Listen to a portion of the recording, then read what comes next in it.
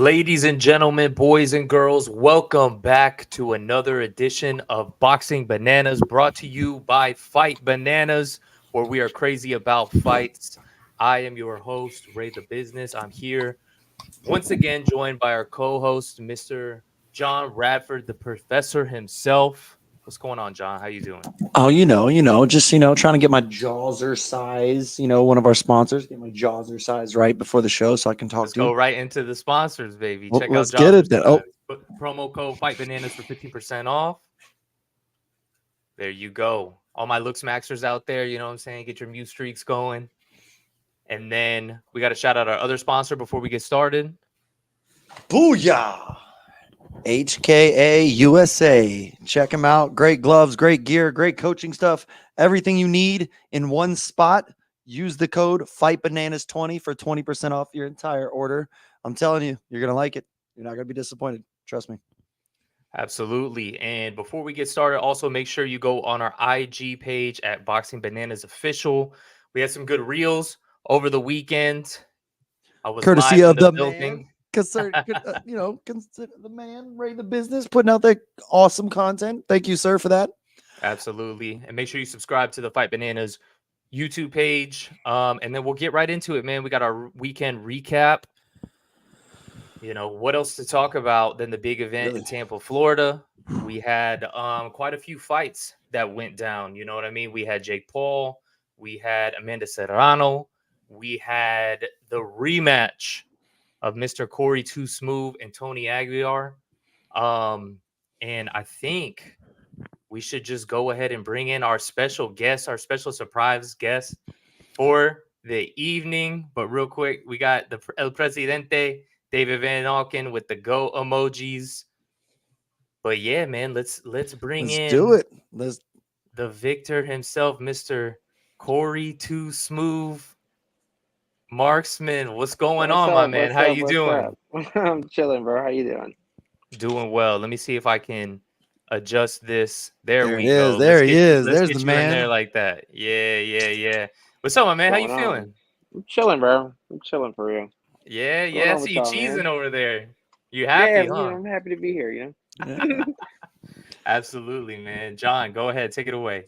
Well, buddy, first thing I want to say to you, man, I met you early in the boxing scene when I was getting into it.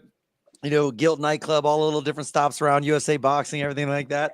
I actually got this, semi fight your dad, your coach, and that was Yeah, dope. Me and him hit it off as friends ever I since remember then. that. So Yeah. congratulations, bro. So happy for you. So excited for you. I just want to know, essentially tell me all the feels, tell me everything that you went through. This is obviously one of the biggest cards that you've ever been a part of, one of the biggest shows. Even though it wasn't Mike Tyson, this one came about and became a huge show with Platinum Mike Perry coming into it. So just tell us how the weekend went, man, and congrats again on the performance over the weekend, and tell us what's it all about, baby. What's it all about? Thank you, bro. Appreciate that, man. Nah, it was cool for sure though. Like, I remember walking out of the tunnel and I was like, bro, there are so many people in here right now, bro. I was like, man, I better not get beat up, man. This is gonna be on the internet, but nah. We went It out was there and did my thing, a little bit different than the Caribe Royale, huh? Oh, Lil, bro. Yeah. So like I remember in the fight in February, in the first round, they was chanting my name like Corey, Corey. But it was live, like super electric. But then it happened again last Saturday. hmm So, bro, like that was the first time I could like feel the words hit my body. Like it was like Corey. I was like, yo, there's a lot of people in here right now, bro. That's Nah, but it awesome. was super cool to like. I didn't really get no nerves or nothing like that. I'm a star or whatnot. So I have no problem being the center of attention. Yeah, let me ask you about that, right? So you said you didn't really have nerves or anything. Did it help the fact that because you and Tony fought what twice before y'all went pro? Yeah, twice in the amateurs, and then the one in February. Yeah, So, for sure. So you fought him 3 times before. So is that something where that helped the comfort, like your comfort levels going into it? kind of, sort of, yeah, because I knew he wasn't going to change much because I saw him fight in April. He fought one of my other boys, Alex Rios, but it was the Yeah. same. It's from when we fought. It's the same, even since the amateurs. It's just a little bit more refined. But I had some real good sparring, a real good camp, so I wasn't worried about none of that. I just had to trust my training to go out there and do it. I got a little throwback Thursday for us right here. Yeah. That was the second one. Okay. And that one, I really felt like I won that one. The first one, I could definitely see how they give it to him. Something like 3 rounds or so, 3 to 5 or something like that. And but the second one, bro, it was like night and day, just like in the pros. It was like night and day for real. Yeah, no, for sure. When were those fights? Like, what years were those? 2018, 19, 17? 2019. The 2019. first one was early 2019, and then like February, March, and then the second one was, I want to say like April, May. They weren't too far apart though. Yeah, no, for sure. Even those are good fights though. Yeah. Yeah. Oh no, they were bangers. I remember the Yeah. one that the one that you showed the picture of right there. I remember that at one at Guilt, Guilt. like that was Yeah. crazy. Guilt Oh, was nice. Yeah, we packed that. The amateur card It that was packed. that Anthony put on, for the Undisputed, he put on some bangers in there, and the cards were like loaded. Lots of Oh, for people. sure. It was a cool little atmosphere. I think all three of us have all fought in that building before. You know what I mean? Yeah, no, it's cool because you get like, you got your people on this side, you got your people over here in the VIP booth, you have your people down low, and then you have your people above. So it's like every time I like that Guilt. like the ref stops, you kind of look and you catch eyes with like somebody from all angles. So Yeah, no, and that the was thing is, it was definitely a right cool there venue. too. I like Guilt a lot. Yeah, yeah. Well, you're big time now. Now you're in the arena, bro. Oh yeah, No, for real. yeah. And I love what you crazy. said. I love what you said, Corey, about how you're like you're cool with being the center of attention. You're cool with being the superstar. Because I get that feel from you too, bro. And I'm not like, not even like thinking that, like saying that you're cocky, egotistical in any kind of way. You just you ooze that self belief, as they say it. You're not walking the line in any kind of way. It's just true self belief. But I feel like I do. I just feel like you're right. I feel like you're kind of made for those little situations, those little spotlight. I think that's the Corey Too Smooth, Bro, Marksman. I think that's what it is. The kids call it aura. Aura. There you go. He's got that definitely, aura. He's got that aura. And it's not helping is that I just fought in front of like 20,000 people too. Yeah, right. I'm super chilling right now, Hell yeah. Yeah, and then you get the W too. And and then I got the W too. Yeah, that doesn't hurt. It was definitely cool, especially like, when I got changed and everything, and I went back out to the crowd, bro. Like I probably took like 500 pictures with fans and stuff. Yeah. Signed like 200 gloves. I was like, man, like this is. That's right. They got to get that autograph early. Early. Like, bro, like this is. I've never been like rushed by people before. Like, I take pictures. Bro, and your stuff fight after was the fight of the bro. night. Yeah. Oh, absolutely, absolutely, it was. Had to be, bro, because I had people was coming up to me. I had two of my boys with me that like. One of them's a decent boxing fan, but he doesn't like really pay attention to it like that. The other one's more of kind of like an MMA fan, right? And when they were watching it, they were like, "Bro, that was the fight of the night." You know what I mean? So it was cool that like, a pure boxing fight like that was their highlight of the night, especially with a night that had a lot of like really good highlights in it. Yeah. You know what I mean? For some unbiased commentary to hear that, y'all put on the best show. Yeah, for sure. I appreciate it. Yeah, man. I just be trying to go out there and have fun. To be honest with you. Yeah, look like you're having fun. Looks like it. It looks like it. The overall skill set that you put on though was, I'm not taking the skill set away from Miranda Serrano. She's one of the GOATs, obviously, but everyone else on that card, I think you guys put on the most skillful and fight of the night at the same time, as far as just pure boxing goes. There was that big knockout on the card with H2O and everything like that, which was crazy. But the overall 8 rounds of just straight boxing that you guys put on, your skill levels look better than, Jake Paul's and everything like that. And I have no problem saying that in any way, shape, or form. Amanda Serrano is the only one I would say that went out there and did exactly what we thought everything was going to happen the way it went down. And of course, she's one of the GOATs, so that makes sense. Yeah. But I told people beforehand, and Ray was saying the same thing. We both bet on the fact that you guys would be the fight of the night. But like Ray was saying, the beautiful part is both of you are boxers, like boxers. You know what I mean? There's no other range of it. You're both boxers. You both put on a hell of a fight, and one for the fans. And you came out on the right side of the victory, which I completely agree with on the decision. I actually had it 76-74 my scorecard. I don't know how they got the 75-75, But but he said he had it for Tony. No. It was No, no, I didn't. No, I didn't. I didn't say that. No, I'm don't let him joking, say I'm that. joking, Either. I'm I had it joking. 76-74 you. I did not have it the other way. No, but I'm I playing. was a little confused on the draw. on the draw. I was like, Bro, what were you Like, thinking when you heard 76-76? Were you like, damn, not again? Were you having So- deja vu? I was like 76, and I was like, what? Like, how? And then I heard, what was it, 70, 77, 75 or something like that. I was like, okay. Mhm.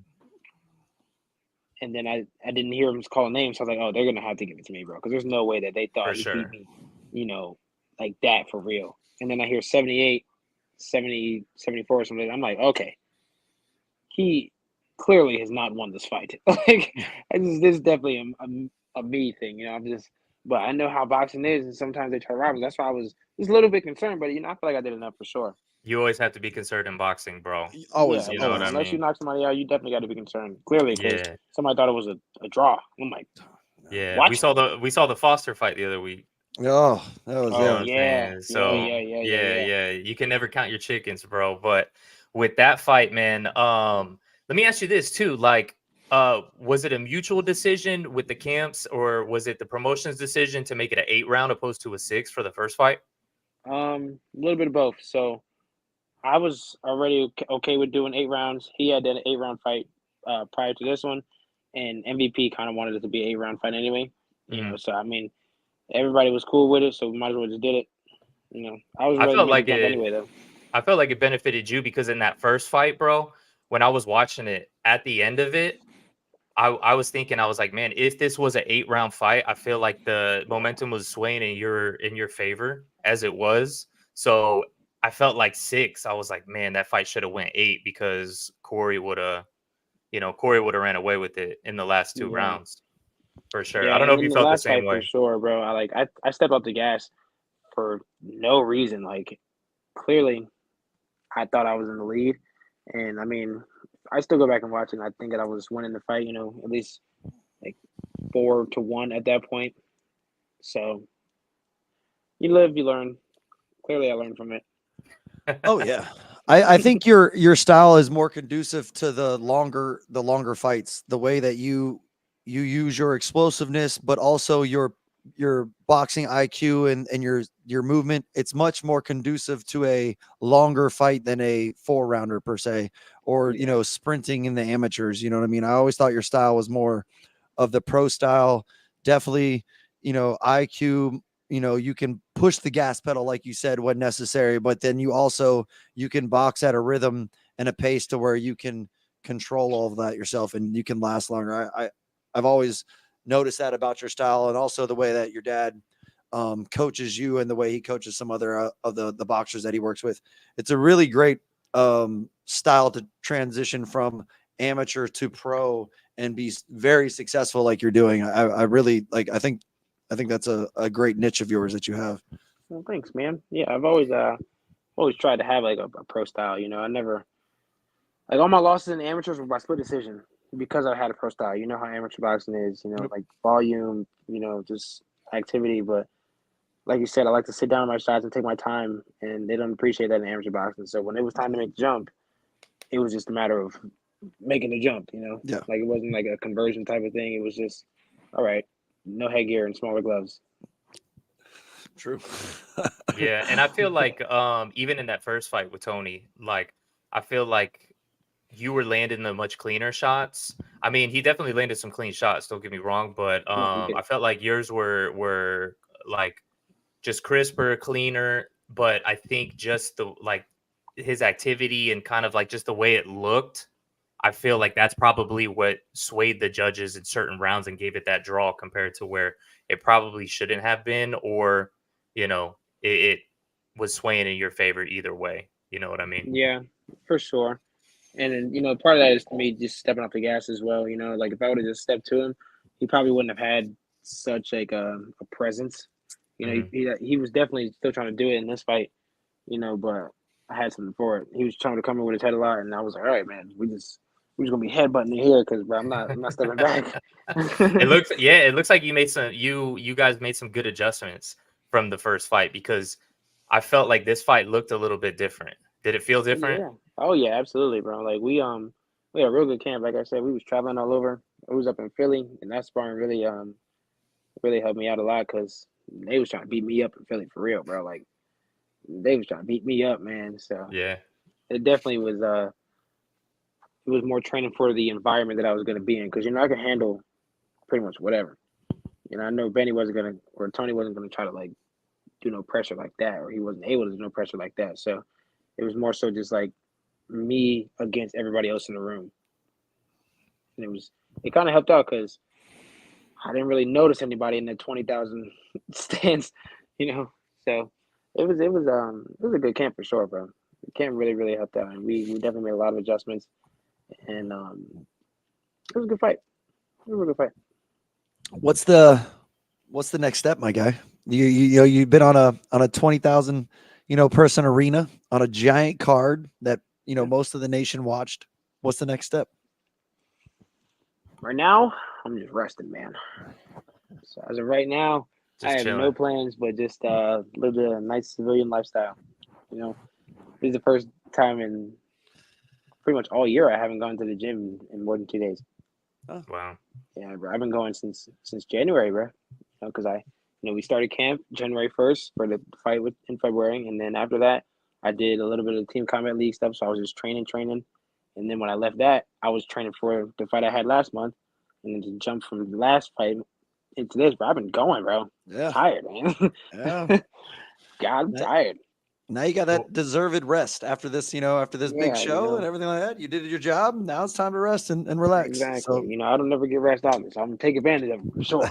Yeah, you got to soak it in a little bit, bro. Like you put in so much work, and then especially like going out there on such a big stage and getting the W, and not only just the W, but like getting back that win after the draw. I mean, it's got to feel great. So it's like take your time, soak it in. Don't take too much time. You know what I mean? You don't want to be looking like some of these guys out there where they're making memes and whatnot. I'm actually like super itching to get in the gym right now. I just know that my body needs to rest. Yeah. Chill out. You know what I mean? I definitely been soaking it in, man. Like that's why I keep saying, like, bro, there was a lot of people in there for real because it didn't hit me in the moment. Like I was so locked in, bro. Like, and especially when I first walked out to any venue, I tried to find my mom in the stands and I couldn't find her.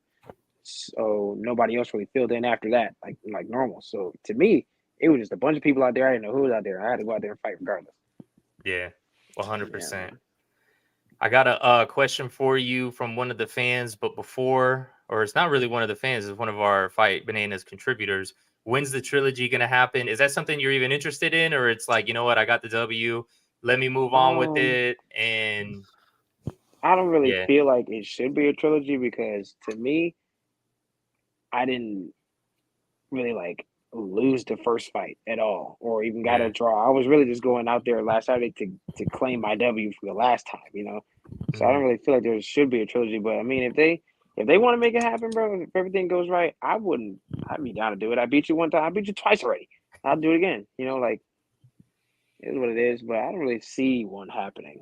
Probably I feel like it's one of those things where like maybe in the future down the line, if with the maybe, how the boxing politics is, where like let's say they get him in a position where he fights for a world title, he gets the world title, and then you have to go take that from him. Like that's the kind of position where it makes sense. Yes. But right now, I mean, even in this position, like a lot of people early in their careers wouldn't even take this risky of a fight.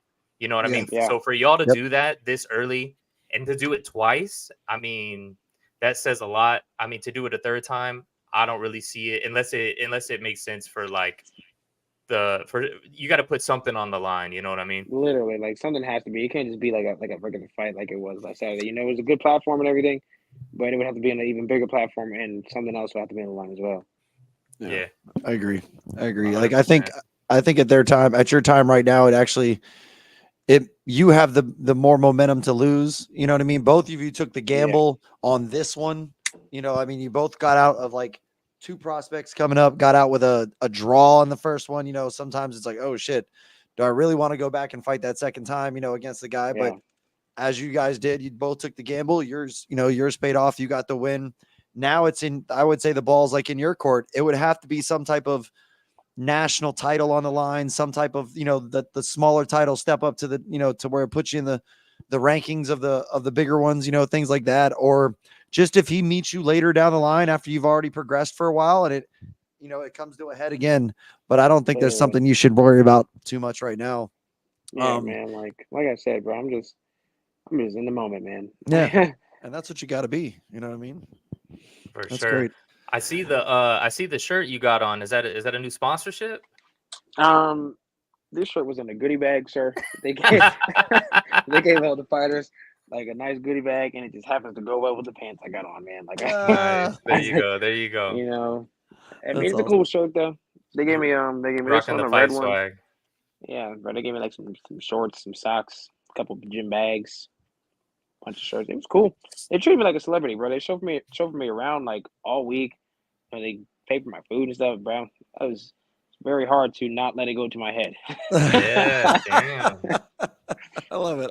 I love the honesty. That's good. That's good that that you're like, no, I want this. It might go to my head right now. It's okay. Probably Yeah, saying, man, I can get used to this. Literally, I was like, man, I gotta drive back. Like, I don't wanna.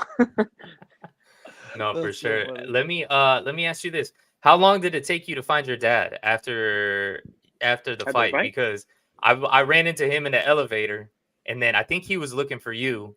And then I went up the stairs, and I was in the bathroom line, and then I see Anthony, and then I see you, and I was like, oh, I just ran into Angus, and y'all were like, where's he at? And I'm like, damn, like nobody can find each other. Bro,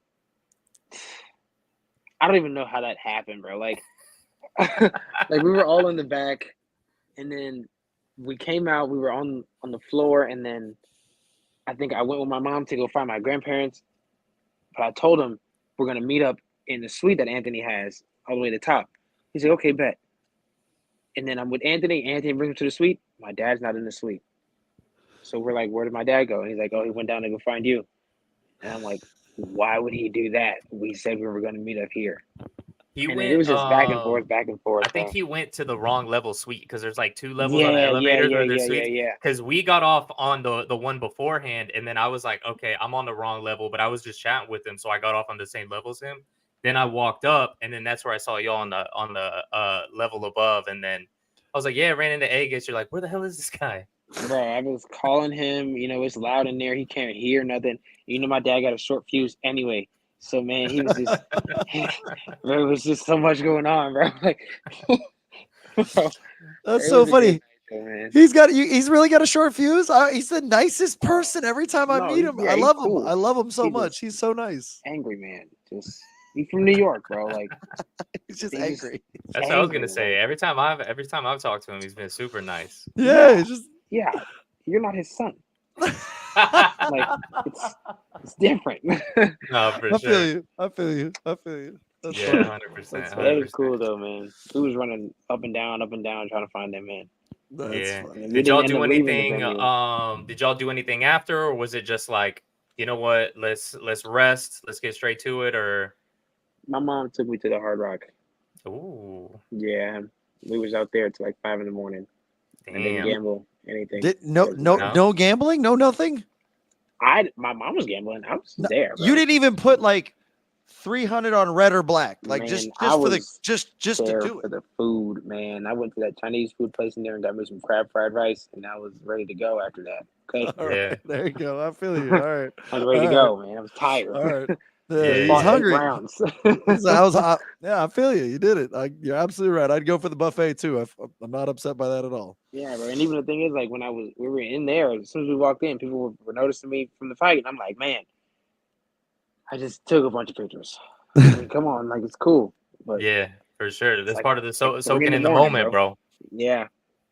Yeah, 100%, man. Sure, did you watch any of the other fights, or were you just like, you know what, I'm just kind of out of it, So I was, walking around and stuff. I was trying to peek and make sure I wasn't tripping over anybody at the same time, but I didn't see I didn't see the punch that put Ashton down. All I did, I just turned around and seen Ashton on the ground because I was about to hug my granddad, and I heard, oh, and I turned and I look and see somebody on the ground, but they were kind of far, so I couldn't see. I look up and it's Ashton, and I was like, oh, yeah, no, what happened? And then I missed the replay like 3 times. Had to see it on that my was phone.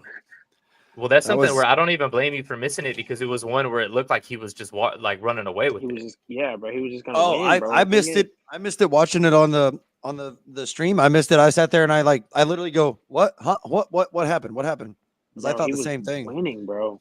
He was Yeah. winning, and I don't know, man. And the thing is, I rode back with Lucas in the Sprinter van back to the hotel after the event, and he was saying like, yeah, I wasn't really like pleased with my performance, but like you said, like my legs weren't there, but I caught him. I was like, yeah, you caught him for sure.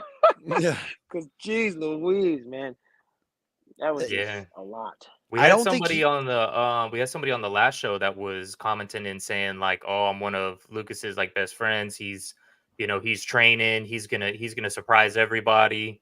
And we were like, "All right, And you he know what I mean? did. Let's see it." Because He that's what did, everybody bro. says. You know what I mean? For better for worse. And bro, I was surprised. I mean, I feel like for Ashton, it was one of those things where he might have just been feeling himself a little too hard. You I know what I think mean?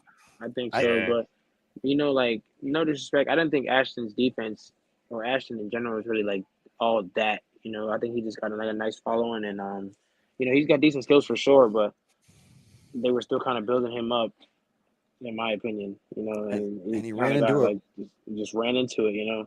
yeah, he ran into a real puncher because that's what And he's that kid is. He's a real puncher. and he's I he's thought it still was the young too. He's like 20, right?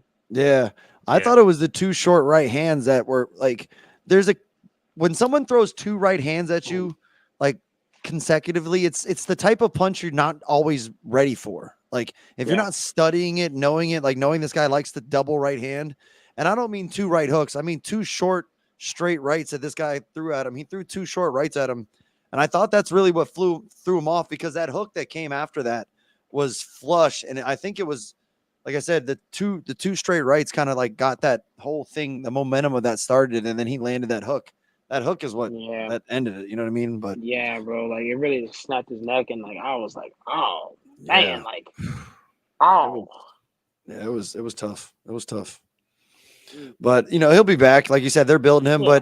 But what it does is it definitely 100% makes Lucas not the beginning of a journeyman career or someone that will only fight in Canada or those other countries that we've looked, when we've done deep dives on athletes that have good records, but they've only fought in one country for a while. It definitely, gave Lucas a platform to get another showcase fight somewhere. Oh, for sure. And I think low key, like they might try to line up me and Lucas, which I'm open to. That'd I be a mean, solid fight. I'm ready for whoever. When the I time think comes, the time comes. I think it'll be a much harder fight for Lucas for the fact that your defensive, positioning and just footwork is much, much cleaner, much, much more Yeah. technical And and better than H2O at this point. You know what I mean? yeah, and I see what he can do. I'm not trying to get hit like that. You crazy? Yeah, exactly. My God, no. Yeah. It looks like Yeah, it I hurt. feel like H2O was kind of like the stuff he was doing where he was like making the shifts, he was switching into southpaw for no reason. It was just allowing openings that shouldn't have even been there to begin with. And I feel like also in boxing, you're supposed to try to close any openings that your opponent can even read anyways. So it was just not a good play from H2O. But I feel like if you and Lucas match up in the future, Like I that don't one. see you allowing any sort of openings. You know what I mean? No, Obviously, he'll get some shots off. It's a fight, but Yeah, nothing but of that caliber. no, bro. Like that looks like it hurt, and I'm gonna be real with you. I'm scared of that. That looks Yeah. painful. Okay, I don't want that. I'm gonna be on my defense for To be sure. fair, it probably wasn't painful. It just put him right out. Yeah, I don't care. It's the replay you got to worry about for the rest of your life. It hurt his Yeah, feelings. It hurt his feelings more than it hurt him. Yeah. yeah, probably After for the sure. fact. But the Yeah. angles that you produce on the inside, I think, is a whole nother game set for a guy like Lucas who likes to keep his feet still, because that's clearly where his combination for the knockout came. His feet were planted. He was able to get those two short right hands off and then land that hook. I think with the way that you turn your angles and the way you put your punches together in a much better technical and defensive manner while landing your shots, I don't see like Ray was saying, I don't see a lot of openings unless you get overly cocky and do the same type of thing and start opening up your game for no Right. reason. But you've already seen, well, we've all witnessed what this man can do if he lands, the right type of punch. So I don't think you would allow that to happen. So I think No, I actually think it's a really solid matchup for you. I think that'd be a good little it'll step. be a good one for sure. Yeah, he's got a nice record on him. He's got a nice ranking, and look what he just did. He's got that behind him. People Yeah, want to see if he's going to do that again. exactly. But I'm not going to be no example. Hell no. Yeah, that would be a good W for the resume. Possibly, on another MVP card. Have you guys had any more conversations with them? And how is just the overall?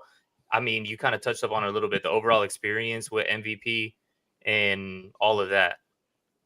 Um, as far as like future fights or anything, we don't know yet. We're kind of just hoping still.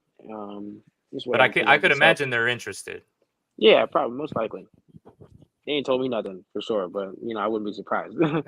And as far as like treatment wise, they treat me like a celebrity for sure. But like they were gonna come out with a camera crew and follow me around and stuff like that, like an all access type of deal. They paid for the rooms, they gave us per diem for food, my whole team per diem for food. Um, we had the valet, they paid for the valet and stuff. So it was good, bro. Like it was real good. Nice, Nice. bro. Good. And then I got another question here from Chris J. Corey, would you ever do bare knuckle, the BKFC? No, no, You don't want to be like Austin no, Trout, go out there and no. I don't. I have no aspirations for that. I don't even want to get kicked, with shin pads on, man. I train at AGT and I refuse to kick or anything, bro. Like I'm super okay where I'm at. Thanks. yeah. Stick Super, to the super science, okay on right? that. He Yeah, knows the I lane and know what he's I'm good at. staying in it. He knows the Yeah, lane and I he's know staying what in I'm it. good at. I'm There good you at go. boxing, and I'm not gonna do that. That looks like it hurts a lot. I like And it. then I got one more for you, Corey. Being on the Jake Paul card, whatnot, overall thoughts on what Jake is doing. There's a lot of people that aren't liking what he's doing, but what's your opinion? So as far as promotion wise, I like it. It's like the way they do it. They give out like bonuses and stuff to the fighters. They give like a knockout bonus, a fighter of the night bonus. I like it. I like the way they're kind of like bringing boxing a new type of like a new wave type of deal, if that makes Hmm. sense. But as far as Jake Paul and his boxing, I'll give it to him. He is getting better. However, I will still not call him a boxer. He just happens to, anybody can sign up to be a pro boxer. You're not a boxer if you just because you say you are. Like I'm not a Disney star. But I watch Disney Channel. Like it's not the same.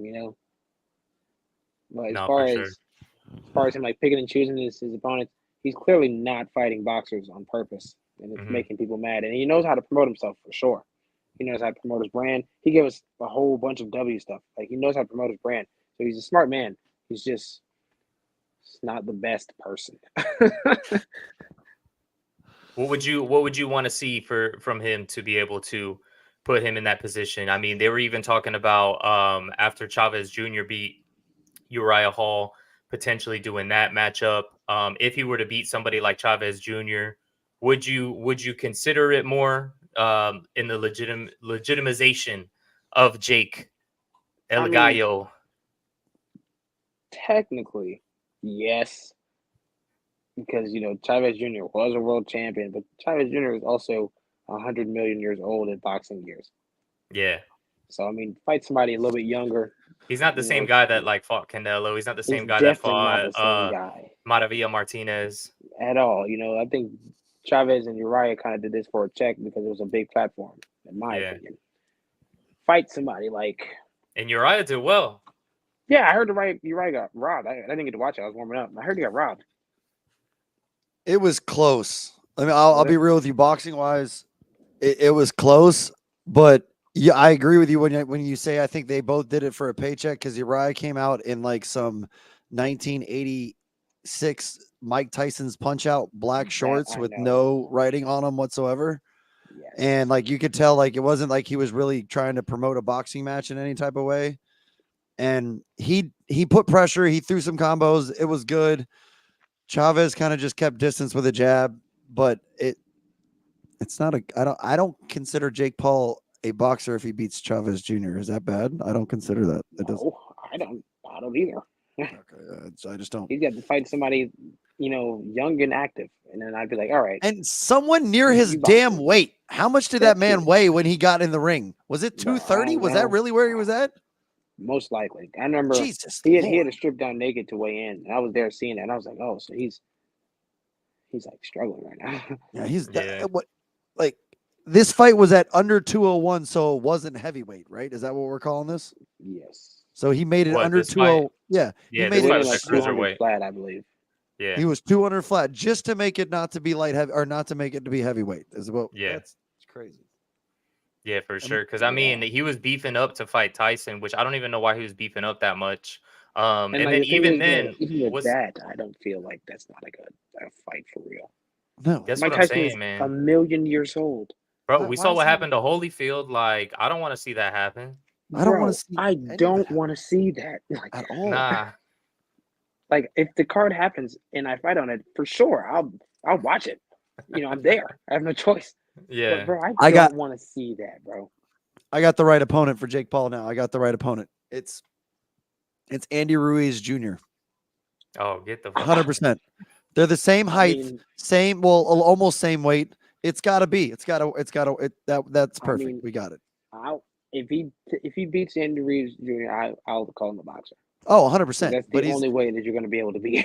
Bro, no way he should take that fight. That's not even a Stop. Jump on the side and say yes, he should Come on. over the Tyson. Andy. Come Nah, on, Ray. Andy's Let's gonna go. kill him, bro. Andy's gonna kill He him. And the will. thing is, too, I want Jake Paul to continue this, whatever he's got going on. Like, even if he fights like another MMA guy or like a boxing guy that's older, that's like coming out of retirement, like he did with the last two boxers.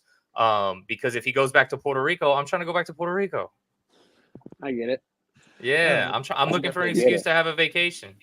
Ray's just looking for some crappy boxing matches to go back to Puerto Rico and sit on the beach. That's all he's looking for right now. No, but definitely Corey's get it. gonna be on the undercard in San Juan, bro.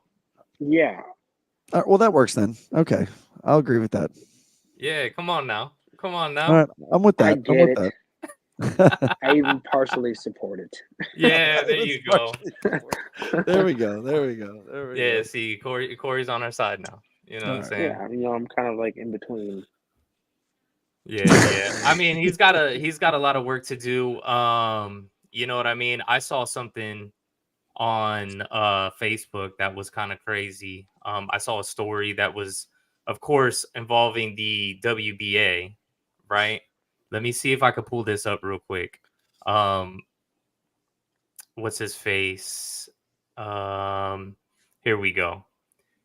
Jake Paul versus Julio Cesar Chavez Jr. for a WBA championship fight. Gilberto Mendoza has hinted at a possible fight between these two for a championship. Now, we know the WBA likes to just kind of make up whatever championships they decide. You know what I mean? They'll make a gold, silver, platinum, like, you know what I mean? They'll make up anything. But are we all in agreement that that's pretty ridiculous? 100%. I think anything Jake does is pretty ridiculous. But I mean, who am I? If that happens, I'm going to make up my own alphabet of boxing and of the organization, and I'm going to just throw championships out there and call them whatever the fuck I want. You might as well. I mean, because that's that. How can he legitimately fight for a title, and how can it be against Julio Cesar Chavez Jr.? Man, None of that makes sense. listen, when you have money, you can do pretty much whatever you want. Bro, especially with the WBA, man. It's all about the money. We just seen Morrell get passed up as a mandatory for Edgar Berlanga to fight Canelo. Yeah, that's ridiculous, bro. Morrell's been the mandatory for what? 3 years now? Most likely. Yeah, and even when they fought in Orlando, Eddie Hearn's up there. Oh, Berlanga's now the mandatory. I go, since when? I even saw Morrell and I told him, I was like, bro, we know that you're the real mandatory. Yeah. Chris J, the WBA, in my opinion, is not a credible organization, especially if they do that. 100%. No, for sure. 100%. It makes no sense to me. Yeah, for sure. But John, what other questions you got for Corey? Oh man, that's it, buddy. I'm super happy for you, super proud of you. I love you and your dad. You guys are awesome. Just congratulations on all of it. Thank you, We man. we love seeing the rise. And anytime you want to jump on and talk, let us know. Come back on the Boxing Bananas. Let us know some news. For sure, for And sure. before we let you go and get back to your chilling days for a little while, relaxing, shoot out whatever sponsors you want. Your IG, tell everybody, give yourself a little glow up.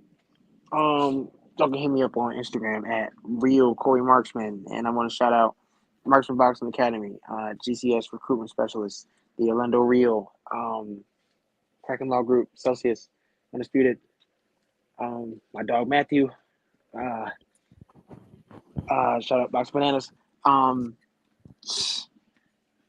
water. No, Yeah, yeah, you gotta stay hydrated, baby. drink your water, and just thanks for having me on today, man. Appreciate it. Oh, This is fun. Yeah, we appreciate you. Appreciate you coming on, bro, for sure. And then tell your dad too, whenever he wants to come on and chop it up, Yeah, he can come on anything. as well. For Showski. Yeah, anytime you Yeah, just want to talk boxing because you got something on your mind, let us know when we have a show. Jump on here, any you know what I mean? Any of those things. We love it. Bet. nice.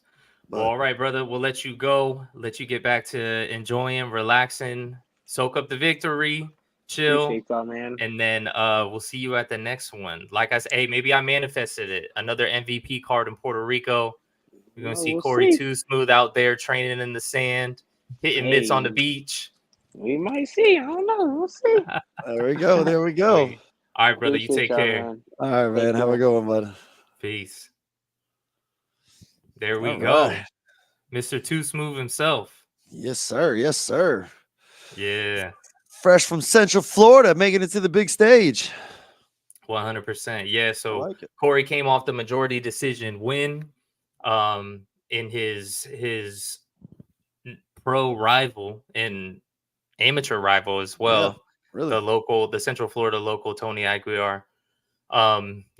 Great chat. Cool dude.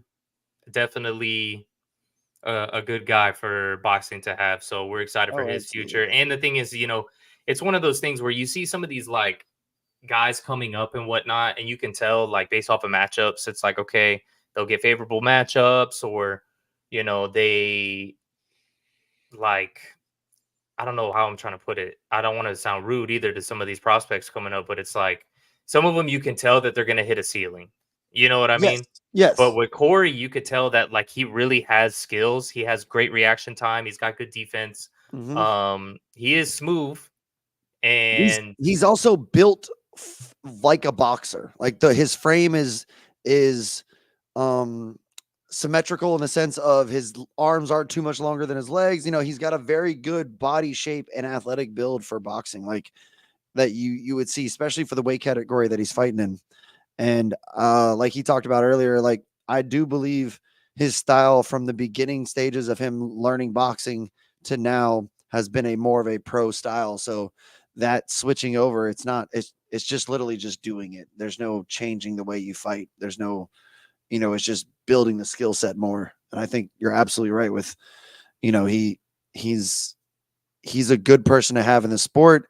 He's walking the line, like not walking the line. He's standing on the, I'm confident. I understand my skill set. I know what I'm worth. He's being confident like boxing teaches you to be, and he's, good in his skill set. I think it's really going to be, we're going to be excited to watch him in future big matchups, throughout his career. no, most definitely, I agree. So that being said, we talked a little bit about Uriah Hall. We talked about obviously Corey's fight. Now we got a few other fights that went down. Obviously, we talked about H2O getting knocked out. Excuse me. Man, that was tough, but I feel like that fight, the criticisms is pretty much cut and dry. He was doing his thing and he was winning pretty much all of it. I feel like he was the much better fighter. But even before he got knocked out, he was like kind of switching southpaw, like kind of just like doing these like movements for no reason. You know what I mean? Like he thought he was just kind of feeling himself and could just do whatever he wanted. And then he did it one too many times and he paid the price for it. So Yeah. it's a shame. But Yeah. hopefully he'll learn from it, and hopefully he'll be able to recover, because that's one of those shots where sometimes people aren't the same afterwards. You know what I mean? You see fighters that, like, once their chin gets cracked like that, it's one of those where, like, you broke open the piggy bank. You can't really glue it back together. No, I mean it's true. I mean, you're absolutely right. You've seen it. You've seen people's chins go down drastically after a knockout like that. But you've also seen guys who do the right thing, who take 6 months off, no matter how young they are and everything like that, go back to working, on the skills and the things that you can do without getting hit. And I think that's really what this kid needs to do, is like protect that chin for the next 6 months, heal your head, heal everything, and go, go that route, because no matter how early it is that you get knocked out, your brain needs to recover fully before you start getting punched in it again. Period. End. Yeah, Just as for that sure. simple. Especially when He needs to take, I mean, minimum 6 months, probably 8 months, maybe even, because that was before like ever. that. Yeah. It wasn't like he just got stopped. You know what I mean? Yeah, We got exactly. Chris J. Ray, you missed an awesome post-fight show with me, Jonathan, the professor, Blake, and Johan. When was that? Was that Monday, or was that right after the event? No, that was when you were at the show. It was when you were at the show. We did it. We did it Oh, literally okay, after the gotcha. fight. We got on late, stayed up late, and watched it after the show. It was a good post fight. I think I said some silly things because I was drinking a little bit, but hey, but it was a really good show though. I said some. Well, good some thing you silly- didn't have me on, because I would have said some really silly things, because I was drinking a lot of it. You know a what I lot of mean? it. But yeah. But that's the one where, you know what I mean, you're in the environment. It was a good show. You know what I'm saying? Like, the Tony fight was good. Oh, we got a special guest. Yeah. Say hi to Dusty, everybody. Say Dusty Hey, hi. Dusty. He apparently wants to sit in Chris my J, lap we right are now. on fire, bro. Fight Bananas right now is on fire with Chris J's show, our show, Boxing Bananas, all of the Fight Banana shows. Make sure you tune into those as well. We are now robbed of H2O versus Kid Austin. Yeah, H2O is going to have to take some time, bro, for Yeah. sure. Let's go on to the fight after that was Serrano versus Morgan. This is one that, we took that deep dive into Morgan's record, and after taking that dive, it wasn't even surprising, the outcome of it. It looked to me like this Stevie Morgan girl. Have you ever Shell seen that shock. video, bro? Have you ever seen that video? Who was it? Estrada, who she fought that one girl and then just Yeah. punched her in the face like 6 times and knocked her out in like 7 seconds. Bro, that it almost looked like that. You know what I mean? Like, it was just super one-sided. It to me, okay, so the female referee in there, I know, and she's actually the mother of one of my boxers at my gym at Pete White's. She did an absolute great job with that, I thought, because that girl was absolutely shell shocked from the moment she walked to the ring. I thought it was a good She stoppage too. Oh, I thought it was an absolutely good stoppage, because all she was going to do is just keep getting hit harder and harder. Yeah. It was a weird stoppage, because a lot of the times, when you're getting stopped standing up like that, it's either like, because she was still kind of fighting back, but you could tell it was such a mismatch that it was almost pretty much just a mercy stoppage. Yeah, I agree. And the fact that she, she had 13 knockouts, right? We talked about how this girl might be one of the girls that has the power that you have to actually worry about and stuff like that. Dusty saying we were idiots for thinking that, apparently, because he's rolling his eyes over here. But she definitely was shell shocked, because I didn't see any of those punches having a chance of even phasing, let alone hurting, like Amanda Serrano in any kind of way. Everything looked like it was coming from her tricep, bicep area, arm punches. Nothing looked like exactly like that. I mean, it looked like there was nothing else on them. It's like she woke It was up. like trying to keep her off of her, like, Yeah, almost like it's shots, like, you know what I mean? and then when the ref did stop it, it was almost like she even knew it. She's like, "Oh yeah, it's fine. I don't have a problem with this because I'm just getting She was punched." getting hit so cleanly. And Yeah. the thing is, bro, is I actually kind of feel like it was good, obviously, for Amanda to get a stoppage like that, but I almost kind of feel like, I guess, if you could stop it, stop it. But maybe she needed some more rounds, because the whole point, I felt like, fighting a girl at 140 is she's going to fight Katie Taylor next. Katie Taylor's fought her last 2 fights at 140. Maybe part of it was like we talked about, feeling the feeling the weight, feeling like all of that. It was just so one-sided. And yeah, Chris Yeah, J, she landed 10 punches. She's a Cam, brought it in to kiss her on a cakewalk victory. Yeah. but I agree with you though. Like at the same time, like I know it's a warm up for a big fight. I completely agree with you, Tony. And A side versus B side, I get that all. And I know she was a can, but I think it was a can that they were hoping that was going to give her some rounds, not 37. A minute into the fight, type of thing scenario. I really thought they were like, okay, we can get 3 rounds out of her, maybe 4, in a big arena, big situation to where you're still making a walk. It feels like it's, a build up to something, not a build up to nothing. Right. I thought But that. also on the other hand, right? I like the fact that when she saw blood, she was like, she turned it up, because Oh, I mean, yeah. the last time I saw her fight in Tampa, she fought the Spanish girl, Erica something, I forget her name, and maybe her name was her name might have not even been Erica, but I'm pretty sure she was Spanish. So she fought her and she hurt her in the first round, and everyone thought that fight was going to end in the first round, and then it went 10. You know what I mean? So that was a fight where I was like, man, I felt like she should have kind of turned it up a little bit, and she would have got her out of there. So on one side, I feel like she probably needed the rounds. On the other side, it was good to see that when she smelt the blood, she turned the heat up.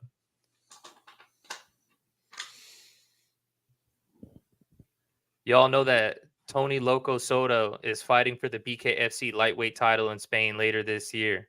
All right. Hell yeah, Tony. Hell Yeah. I seen that. That's the one that's on the card with Trout too, right? He's on the undercard. I might have to go out there. That's in October, right? If I'm not mistaken. And then Tony Loco says, this is one of the greatest female boxers of all time. She needs a seasoned opponents for sure. 100%. I agree with that. And I think they really thought this chick might be that type of season, like an opponent that could give her some rounds. I really genuinely, when they thought about it, thought that could be it. And then it just never came about that way. You know what I mean? I think that she just got shell shocked because it looked like she was just way, way, way over her head in any situation. And I don't mean just boxing. I mean walking out to a venue that big, ever being in a moment that large, just all of it seemed way too big for her the entire week. She tried to put on the facade of, having confidence, but it just didn't seem like that. Let me ask Tony Loco, when you're getting to Marbella, how do you get in there? Are you flying into Madrid, or is there a train? Are you having to take a bus? Are you taking a car? What is the transportation like there? I just got back from Spain a couple months ago, and we did bounced all around everywhere. And then I got family in Alicante. I got family in Cadiz, but that's Marbella is right in between the two of those. So if I were to even go to that fight, I'm thinking, how would I get there? Are there buses? Is there a train? I'm kind of interested in that, Tony. So if you're listening, comment below. Split decision. Her interview looked like she pooped herself. For sure. No, for sure. Professor, And yes, Christopher J, that was some of the things I said that night, and I'd still agree to that. I do have some girls to my skill wise after I watched her fight that I believe were better, but I didn't say that before I watched her fight. It was after I watched her fight. No, for sure. But yeah, I mean, that's I feel like that's all really we could take away from the Amanda fight. Let's get into Mr. Jake Paul. Jake Paul wins by 6th round TKO. Man, you know what I mean? Mike got beat up.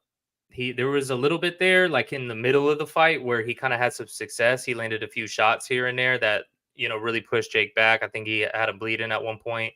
I was listening to Jake's podcast. I don't know if you saw that today. Jake dropped a podcast today with Mike Perry. Oh, and okay. Yeah, they were talking about it. And Mike was talking about how he came up like this with his hands up because he knew everyone was going to say put his hands up. And then he got cracked in the rib and he felt his rib separate.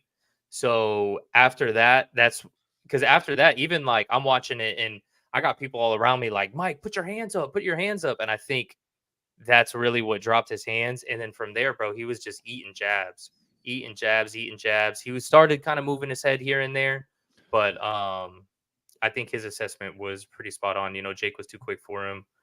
Was definitely, you know, hard with the shots, all that kind of stuff. What was your takeaway of the fight?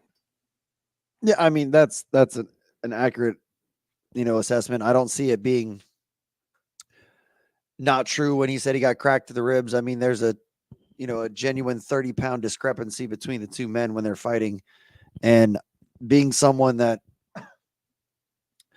hates body shots to start with, I don't want to take one from a man that's 35 pounds more than me, in a wide open rib cage, you know what I mean? When your hands are, you're trying to keep a higher guard. So I get that would lower your guard and, the speed and everything like that. Jake Paul all he does is box for 3-minute rounds against professionals at his gym and things like that. Mike Perry has been fighting world championship BKFC fights at 2-minute rounds to where he does absorb damage because he knows that these guys can't absorb the damage that he's going to give them. And that's facts. I mean, he's the man of violence and he will fight anybody. And I love Mike Perry, but it was not a good boxing event for him this past weekend. No, definitely not. I did like though that when we were talking about the beforehand fight, I was talking about how I've heard from people that Mike is super strong, and I think we saw that whenever Jake would try to clinch him, it just was not happening. No, he's definitely a strong, strong athlete and much stronger than you think when you get in there with him for sure. Like that's just, you can easily see that when you saw that from the example that you're saying right now. So I agree. Split decision, bare knuckle boxing is just different. Shorter rings, forced to push action, punching from the elbows. Yeah, and it's a circle too. You know what I mean?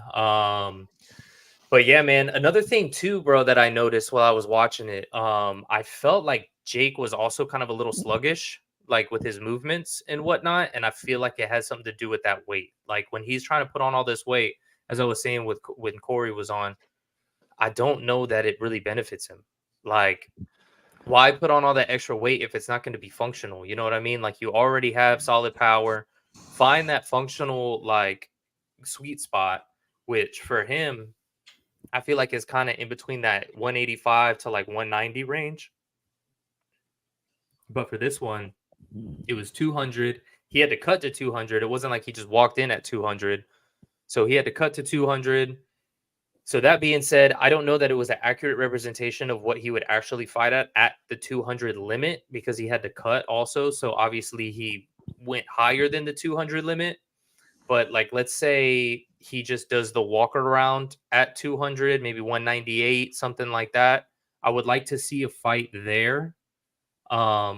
Because if he's going to be successful, I don't think that he'll be able to get down to 175. That cruiserweight division is super, dude, it's like a huge weight difference. And you have 25 pounds to float around in that cruiserweight division, which is crazy because in boxing, in the lower weight classes, there's weight classes every 3 to 4 pounds. And then once you get past 175, they're like, whatever, we'll just let you fight up to 200.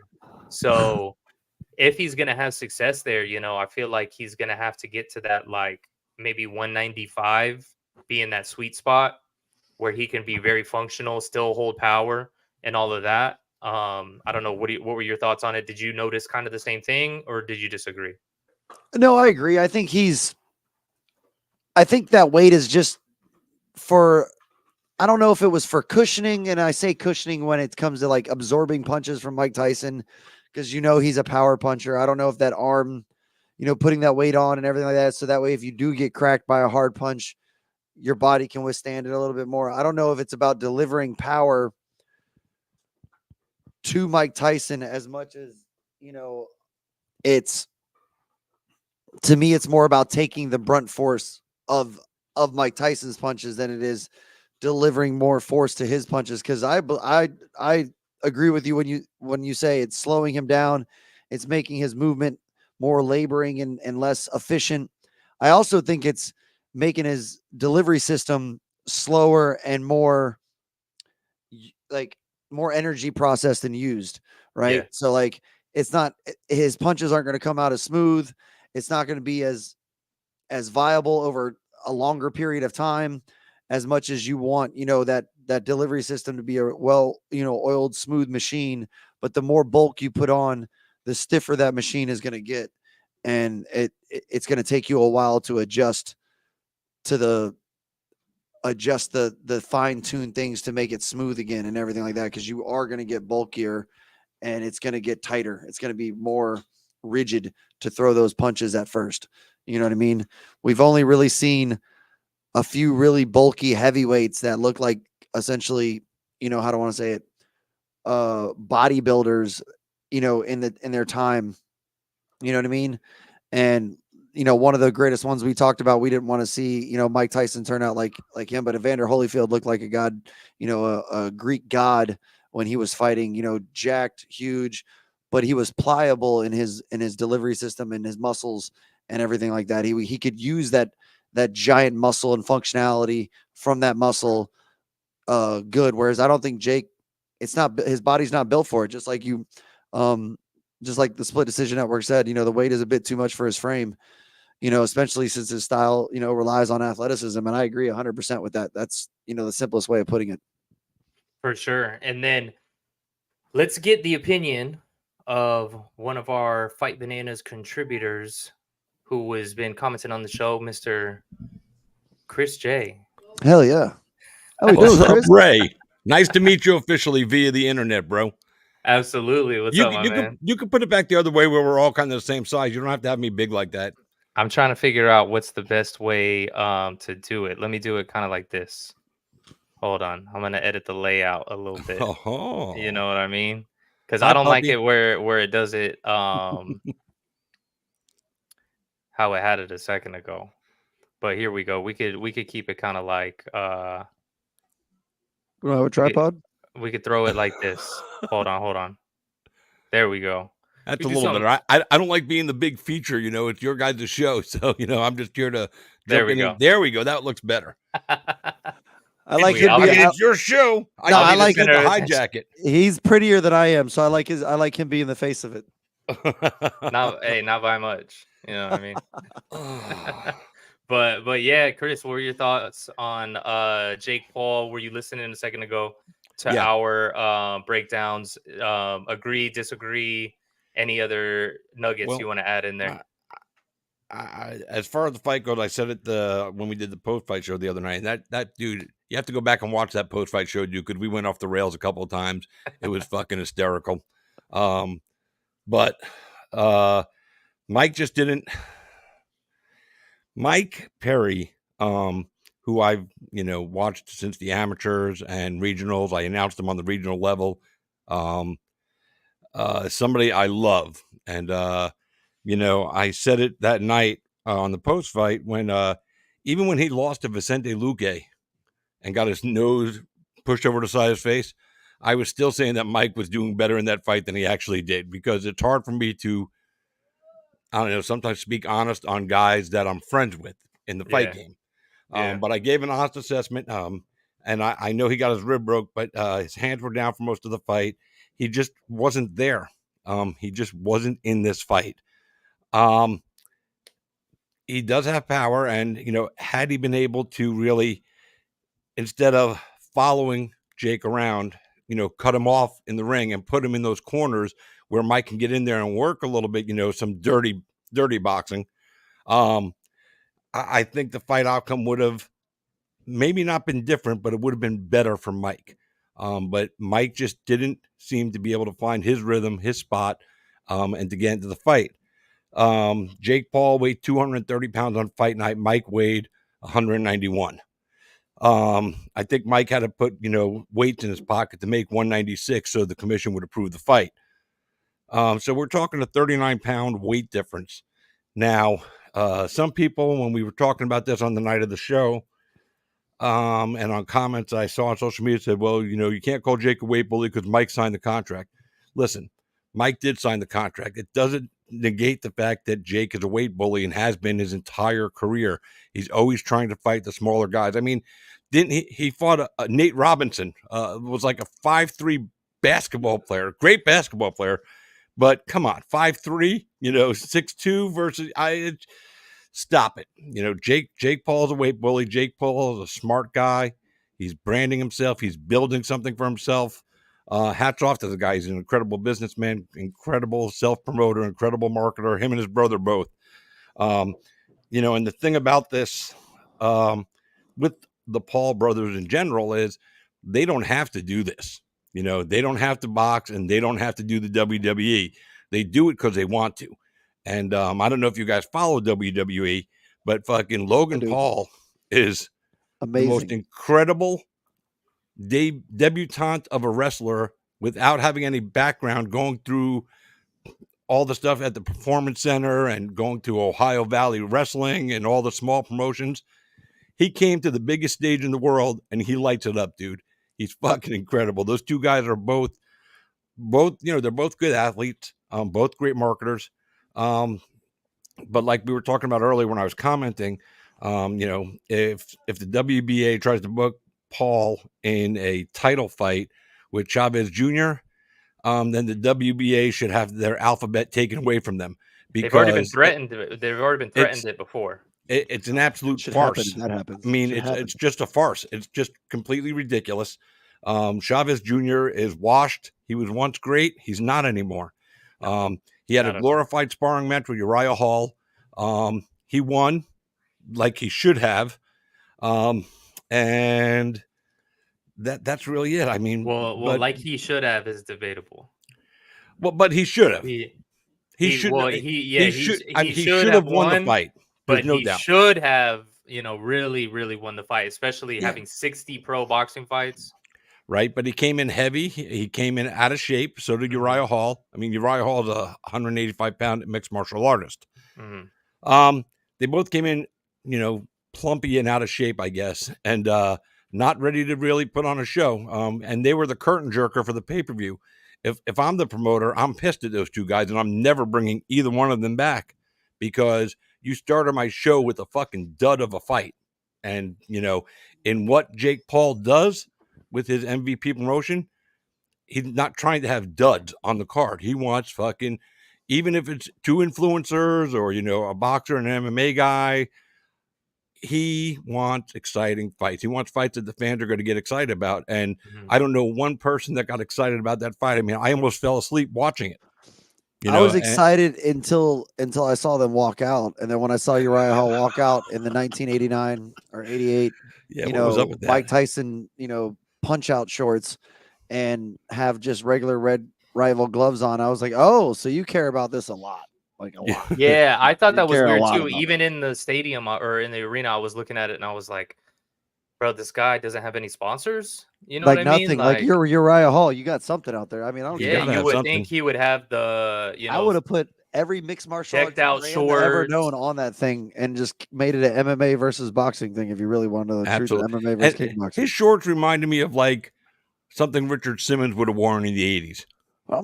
Look at the Mike Tyson's punch out shorts. I know, but I'm taking it one step further. I want the Richard Simmons fucking, if they were purple, if they were purple, they were perfect. If they were purple, it was perfect. That's all it was. Let me ask you guys a question. John and I talked about it a little bit on the post-fight show. So let me ask you, Ray, what's your take on Mike Perry and Adam Kovacs, who was the president and co-founder of Karate Combat, and Abe Cower from First Round and Malky Cower from First Round, and Josh, who does Overdogs podcast? What's your thoughts on the Dirty Boxing promotion that they're going to start, where it'll be 3 3-minute rounds or 3 or 5 3-minute rounds for title fights, an 18-foot ring, continuation to the ground. So if like me and John are fighting each other, if me and Radford are fighting and Radford knocks me down, he can continue. He has continuation. He can follow me to the ground, but he has to keep his feet planted on the ground. So, you get that ground and pound without, getting his body on me. What's your thoughts on him starting this promotion and making a hybrid sport because nobody else is doing exactly that. So this is The a gloves new aren't open, right? 5 ounce gloves. But they're not open Oh gloves. no, they're open. They're open gloves. So it's kind of like what Mike fought In the Seals Triller, in that Triller fight, And the Yeah, the triad boxing, the triad. triangle. Yeah, I triad. think it'll be interesting. It'll be more interesting than the triangle. Yeah. I think for sure. And I like the 18-foot ring. They should make it a 16-foot ring. You know what I mean? Put it a phone that booth. ring right. Put that ring that we got at Port Orange Boxing. Put that one in there. Oh, You know ours what is I super mean? small too at P White, so I feel you. Like it's tiny. Yeah. So like you know what I mean. Some of the times, you see, we talked about it where some of these rings. I gotta put this comment up here because this is funny. I'm sorry to interrupt you. No, go ahead. Oh It's yeah, I was crazy- looking at that second. Yeah, It's crazy that his father is the greatest Mexican boxer of all time, and he's fighting a guy with a boxing cup guard. Yep. Without a boxing cup guard, he was wearing like Without, an MMA yeah. cup. You know, it was. He was wearing the Muay Thai cup. He was wearing that diamond cup. And I was like, where the hell is his? Where the boxing thing? you at? said something about. I was like, what is that? I fought in the Diamond Cup. Did you really? I get it if we're amateurs, yeah, but like yeah. I get. But like, yeah. I'm not going out fighting in the what's it Hell called? no! In a Freaking- professional, I'm putting a real boxing guard on Yeah. to help protect that low foul. Fuck that shit. for sure. That freaks me out 100%. sometimes at BKFC. You see a lot of guys going to BKFC with the Diamond Cup rather than the Hell the full- no. Oh yeah, no, I Yeah. see it all the time, Because dude. you can And- get hit in the that sweet spot right there where I call it the your soft hips- body. Yeah, I call it the where soft your body. hips It's right where connect, you're. bro. You Yep. get hit in that nerve right there. Oh, it's over. That'll dead your whole leg. it So, will. what was your question? What was my question? Yeah, you had asked me a dirty question. boxing. What do you think? Oh yeah. Sorry. Yeah, the ring. You know I what I do mean? that sometimes. I get scattered. That's all right, me too. Yeah, make the ring smaller. You know what I mean? I like it. You see sometimes that's one of the things too. I kind of wish in boxing right now the rings would be consistent. Especially over like if they're gonna fight for a certain championship or a title, like make all the rings the same size, it like 20-foot max. Because you see guys negotiating like a 24-foot ring and whatnot. It's too much. Mayweather put I don't know. track and field between him and Pacquiao. Yeah, I don't know what the ring size was when I don't know if you saw the Beterbiev versus Smith fight I did not. not too long ago, but dude, that ring was tiny, and these guys are like light heavyweights in there. They made it look even tinier, and when you fighting a guy with the punching power of Artur Beterbiev, it's like you know for sure that they're the ones that put that ring in there. So, I mean, Hell yeah. give it. I'll watch it for sure, and then if it becomes exciting, it'll pick up. If it's lame, it won't because we've seen kind of stuff like this before. Even with like it was like big knockout boxing, you know, things like that. We saw Gabriel Rosado fight, and fights were good, but it's just I don't know that everyone was able to create the excitement that was going to keep it going. So if it's exciting, it'll keep going. If not, then it'll probably die out. As long as unfortunately. this shit is not power slap, that's all I care about. As long as it's not power slap, fuck everybody in the power slap industry. I hate all of it. You know, and what sucks about the power slap thing is, as much as I think it's the stupidest thing I've ever seen, They I make just more money do. than I do. Well, they make more money than all of us do, but you know, and Dana White talks about the numbers this shit does, and Yes. I went and did a little deep dive on it, and I'm telling you right now, he probably pumps the numbers a little bit, but he's not that far off, man. People fucking are the videos from this thing get millions and millions and millions of views, and I can't comprehend it because it's a sport with no defense. You have no way to defend yourself, and it just doesn't. It's not computing in my brain. Maybe I'm old, and maybe I'm old school. I'm 55 years old, so I come from a different era. You know, I come from the era of Howard Davis Jr. boxing. You know, when he won the Olympics and stuff like that, and I watched it on tape delay on ABC at my house with my dad. So this, I'm It's surprised stupid. that the generation actually likes it because again, they're not This typing on a generation. keyboard and they still get slapped. So I'm really confused on why they like it so much because most people want to just talk shit on a keyboard. I can't not watch really- it by myself. I Like, can't the watch it by power slap, myself. I I can't haven't watch watched it at myself. all. I've watched Well, a the couple of only videos time- on YouTube, but I can't watch. Yeah, The that's only what I'm time with I you on have that. watched it. Only time I have watched it is I was in the metaverse where with the Oculus Right. MetaQuest, and I have this app in there where you're able to go to like different rooms, and a lot of them are movie theaters and whatnot. Sometimes me and my friends will watch the fights in there, and then we'll all kind of be in like the metaverse is pretty sick. But there's public rooms, and one time they had the power slap on there. So I went into a random room. There's people from all over wherever. And this room, dude, this movie theater was like packed. And everybody's in there like, oh, like these, dude, people were excited for it. And then I was kind of getting hyped off of other people's like reactions and whatnot. So that's the only time that I've ever been like, okay, maybe there's something to this, and I can see where people are getting excited. But then when I try to watch it by myself, I'm like, nah. So I what can't do it. all I gathered from that, Ray, was that I need to get a metaverse thing. I need to be able to log into that and go find a power slap theater. Power slap room or And then host I it need to- yourself. Yeah. I need to get virtual popcorn and throw it at all the people in there and make fun of them. That's what all I heard from that. That's what That's all I heard from that. That's what I'm supposed to do. Well, I wouldn't. sounds like I fun. wouldn't do that. No, for What? sure. But No, let's, don't do it. Oh, damn! Because I yeah, thought I was like, go. I thought maybe. it was like, buy it now and go do that. That's what I thought I heard. I'm Well, sorry. not for that, I would say. But let's get this show back on the rails. Okay, We're so- talking so about Jake let- Paul. We're talking about MMA fighters. So Jake Paul, He had an interesting today- call out. he said today, he posted on Twitter or on Instagram, I don't know where it was, but Dirty Boxing reshared his tweet. It says, if I'm stepping out of boxing, it's going to be PFL first. After that, we can do dirty boxing. And this is all in reference to Mike Perry. Mhm. So if they go to PFL and do MMA, I fully give Mike Perry the advantage. I don't think he can lose an 100%. MMA fight to Jake Paul. Although, again, the problem will be the weight difference. Now, I don't know how that's going to work out because with the Jake Paul fight versus Mike Perry now, the commission is a little loose. You know, all the commissions that have let them put on shows are a little loose. There's no drug testing going on. I confirmed that from a source of mine that I can't reveal about no 'Cause drug you wouldn't testing. have a show. Fuck. Shit. I'm sorry. I had to say it. I apologize. No, I'll it's be right okay. back. But in MMA, first of all, they'll be tested, and second of all, Mike Perry definitely has the advantage. Like you said, you saw Mike. I mean, Mike threw him down on the ground once just to fucking fuck with them. So that would be cool. And then what about dirty boxing? So what's your thoughts on them two doing the dance in PFL and then dirty boxing? I think dirty boxing is better for Jake. It definitely helps out Mike. I've heard them on the podcast earlier today. They were even talking about bare knuckle. I think, it's still, it makes it more of an even fight. I think MMA, as soon as Mike gets a hold of him, he's doing not essentially whatever he wants, but I think he'll be able to get him to the ground. I think he'll be able to beat him up on the ground. And then if Jake's able to get back to his feet, it'll make it for a more even fight in the stand-up.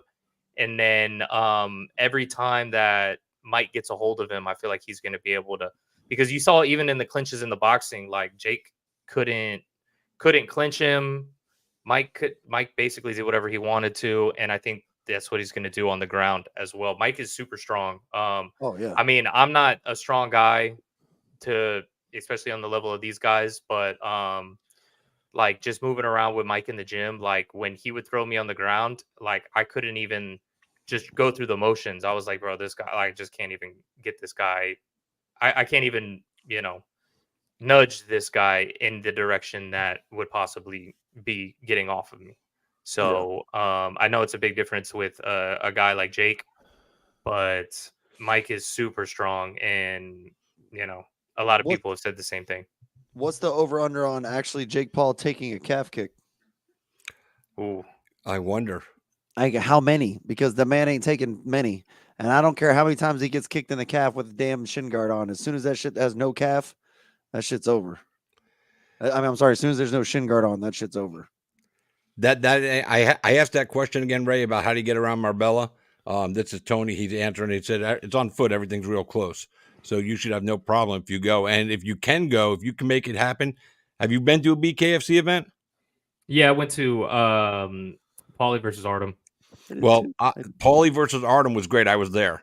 I was there too. But that Paulie was 5 years ago. Artem versus Jason Knight was the best BKFC fight ever. I don't know if you've seen it, but fucking that shit was crazy. But if you can go to Spain, They for fought this twice, one- right? huh? Didn't they fight twice? I think No, I think they only fought maybe, yeah, they did fight twice. Mhm. But the first fight was incredible. I was there live covering it. I interviewed Artem pre-fight and everything. It was fucking awesome. But if you get a chance to go to Spain for this one, um, I highly recommend going. And if you're gonna go, we'll get Dave or myself because I have a good connection with BKFC. I'll reach out and see if I can get you some media passes, and you can go. That would be sick. Because Connor's gonna be there. So maybe you can stick a camera in Connor's face and get us a Fight Bananas interview with Connor, which would be fucking epic. But even more epic We'll would do be a a shot together. conversation with even Tony Loco Soto. I've had him on my Jameson, show numerous times. Mhm. I know this is so much boxing on your guys' show, but if you ever want to talk to a bare knuckle guy that understands boxing and bare knuckle, reach out to Tony, or I'll reach out on your behalf and get him on your show. He's very knowledgeable about boxing. He's very knowledgeable with the BKFC, and he's just a fun interview. He's from Brooklyn. He's got the right attitude. He's so much fucking fun. I'm pretty sure I actually got to train at one of the gyms he trains at or actually I know I've trained at one of them, but I trained at another one. One he's trained at is Modern Warrior in Columbia, South Carolina, because he's around the Carolinas, isn't he? Yeah, he's the king of the Carolinas now. Yeah. So like I trained at Modern Warrior where he trained at, and then also he trained at Bone Breaker Gym and I want to say, is it Mandolin or where are they from? Is it Mandeville? He's got a stat guy. He's got like a producer in the studio over there. I fucking love it. Yeah, I'm sorry. I'm trying to figure out what town it is because it's. I want to give the correct shout out because I was at this gym and it was. They told me about Tony Morganton, North Carolina. Is Bone Okay. Breaker Gym. If you're ever there, I know Tony is trained out of there as well because I met the coach from there. Cool little gym as well. Modern Warrior in Rock Hill, South Carolina as well. So Tony, if you've been to those two places, I've been there too, and I've trained there. Once at Bone Breaker and then many times at Modern Warrior. So we could definitely have him on for sure. That'd be awesome. And if you ever go back up to Carolina, reach out to Tony because he opened his own gym now. Oh, does he? Okay. People. Yeah, he's got his own gym going right now. It's doing really well. Do you know where that's at? I want to say Hickory. Tony, if you're still watching, comment because I don't remember where it's at. Oh, there's somebody from the Philippines watching. Holy shit. Nice. Shout out. So what about you, John? What's your take on the MMA fight versus Mike and Jake? I will believe in a boxer will come over to MMA when they do it. Let me just put it that way. I will it's too easy to coax, or the word that I'm looking for, to convince a MMA fighter to come over to boxing. It's just too easy. It's like there's money there. There's all this kind of stuff. When a boxer decides, because Jake Paul says he's a boxer, he doesn't say he's a fighter. He says he's a boxer. Correct. And he wants to be a world champion boxer. So I will believe it when a boxer really comes over to MMA and competes in true MMA. I will believe it then. Until then, this is a very hypothetical thing. If there was a street fight, I'm just going to ask you, do you think Mike Perry wins the street fight, or do you think Jake Paul wins the street fight? Mike Perry. I'm taking Mike Perry all day. Beats the absolute effing piss out of him, right? So I think Mike takes both brothers at the same time. And so what I'm telling you right now is, with elbows, with everything, with calf kicks, when it all comes down, this isn't even a question who wins that fight. It's just like Aljamain Sterling versus Mayweather. Aljamain Sterling is not beating Mayweather in a boxing match, but he will strangle the absolute piss out of that man if they ever fought. It would be over in a heartbeat. And I'm sorry, but that's just the way it would go down, right? No, you're right. I'm not it just doesn't make sense to even worry about this right now. It's like, we can't convince a boxer to come over to MMA. It comes down to the thing that, as big of an MMA fan I am, and as huge of a boxing fan I am, it's like every time I see an MMA guy go against a boxer, I almost root for that, just for the fact that I'm like, we're so easy to convince to come over to boxing, to compete in boxing. Right. Somebody just do it and win, you know what I mean? The right way, like beat a real big time boxer, you know what I mean? But it just never... It's such a harder skill set than people think, and it's such a different fighting style than people think, that there's not ways to always take breaks. You get a guy like a Pitbull Cruz in front of you, you're not taking a break that whole fight. You're getting a breather for 10 seconds here and then when the ref separates you, but you're not taking a break. Now you fight a guy like that, is more like a Ben Whitaker or a Roy Jones Jr., the style's a little bit slower. Now you're worried about one shot pops. It's a whole nother game. But there's not a lot of times to be able to take breaks in boxing like there is in MMA, when you can hold, when you can lay on somebody, when you can when we've watched two giant heavyweights just stare at each other. Even in boxing, you don't see two giant heavyweights just stare at each other and not throw anything. That's and true. yes, I'm talking about Derek Lewis and Francis And Ngannou. Francis Ngannou. I knew that's Well, exactly what you were referencing there. That's let so me funny. let me ask you guys this. Out of the potential MMA opponents for Jake Paul, Nate Diaz was floated around for a while. I know there was a decline of the offer, whatnot. 15 million, and he said no. Insane. Let's say he comes back around. Which fight does Jake Paul have the better chance in? And with MMA, is it Nate Diaz or is it Mike Perry? Oh, Nate Diaz. You think Jake Paul has a better chance of winning? Nate Diaz. No. Okay. As much as I love Mike, because Nate Diaz, Mike's not a black belt. Nate Diaz is a black belt, legitimate black belt. He's a fucking triathlete. He's better in that aspect of MMA than Mike is. So for that fight, all Nate has to do is get him to the ground and his night is over. And Nate will not let him get up. I mean, we've seen Nate's MMA boxing, Nate's MMA striking is on point. I think because of the fact that he's a black belt, I think it gives him the edge over Perry. Okay. And that's hard for me to say because I love Mike Perry. Here's my rebuttal to that. Okay. He is a black belt in jiu-jitsu. He is not a black belt in wrestling. That man has never shot on anybody. He jumps guillotine. He goes to the ground in any way, shape, or form. True. When he's knocked you down or you've taken him down. He is not taking Jake Paul down. He is boxing that man like we've seen him do it with Leon Edwards, because if you got Leon Edwards to the ground, we should say that Nate Diaz would submit 90% of the people if he's really on the ground with him, wanting to submit them. He is really, really good on the ground, but he's not shooting to wrestle anyone to the ground. That's to true. Get them there. Fair enough. You're right. I lose, you win. Fuck me. Sorry. And that's my point on that. Now, he might be able to calf kick him enough to hurt him and things like that. But even then, like you said, it's more about an MMA boxing. It's more about the strategic gameplay and everything like that with Nate Diaz. I think if Mike Perry says, guess what? I'm athletic. I'm going to throw a big ass overhand right and I'm coming for your legs. It's a much easier concept for him to get Jake down than it is for a Nate Diaz to get Jake down. Okay. Your rebuttal makes total sense to me. I can't even argue with you. I think I agree. I agree with everything that Chris said. With him being a triathlete, him being a black belt, all of that. I think what it comes down to is the willingness to take the fight to the ground. Who's going to actually want to take the fight to the ground? A lot of the times, Nate, when the fight goes to the ground, it's because it ends up there. So what John said, he's not shooting for takedowns. Anything. Ray, your face is frozen.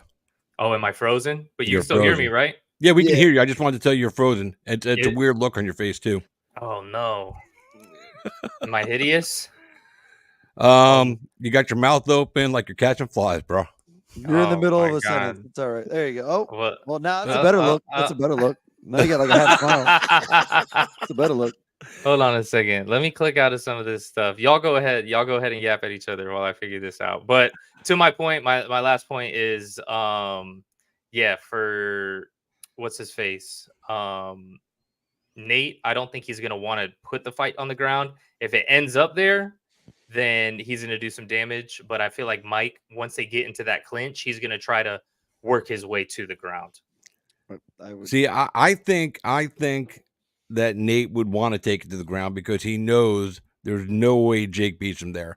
So even though we're not used to seeing him throw a takedown, as John said, I think that in this instance, in this particular scenario, he would probably try to get in close and maybe, do a trip takedown or something from the clinch. Maybe not, a double leg or nothing, but, nice trip, maybe a judo throw to get that fight to the ground from being in tight because there's no way Jake can beat Nate if they go to the ground.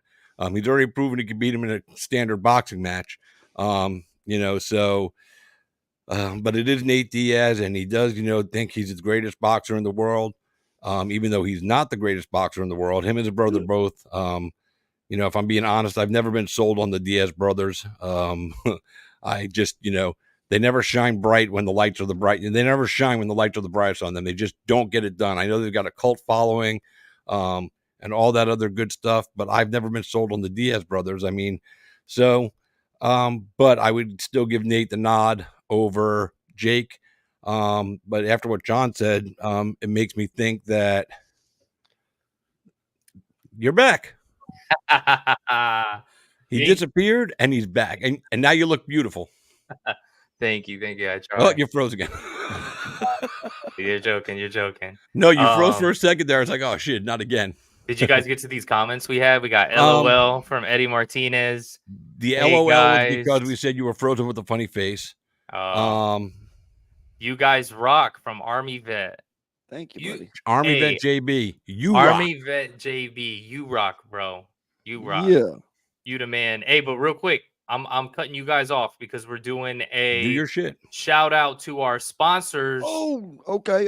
John, get your Let's get it. going Let's on. go. Let's see Here it we right go. here. Here it is. So Let's see it right here. Check out Jazzercise, baby. Bite bananas for 15% off. Let's go. It makes noises too. So see, I don't want to be crude, but wouldn't that be great for the porn industry? Well, why do you think John's doing it? Wow. I love you both for that. Good job. That was good. That's a good tag team right there. Oh man. Well, in that case, Jazzercise, let's rock with it, guys. And then we got the other stuff. Like, I don't know how. Flip this one on me if you can. I don't know how you're gonna do it, but flip this one on me if you can. All right. Okay. We got HKA USA with some boxing gloves. This is their premier. Those are so pretty. Yeah, their premium line. This is the colorway is the sky blue with the black writing.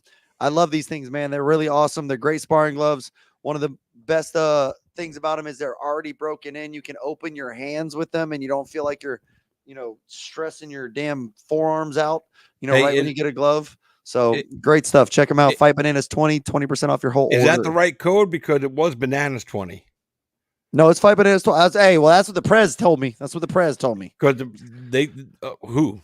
The Prez, Dave. That's what Dave told me. Okay. Because he told me Bananas 20, because that's what I have running on my crawl. I'm gonna have to double check with him tomorrow because I want to make sure I have the right one on my crawl when I do it.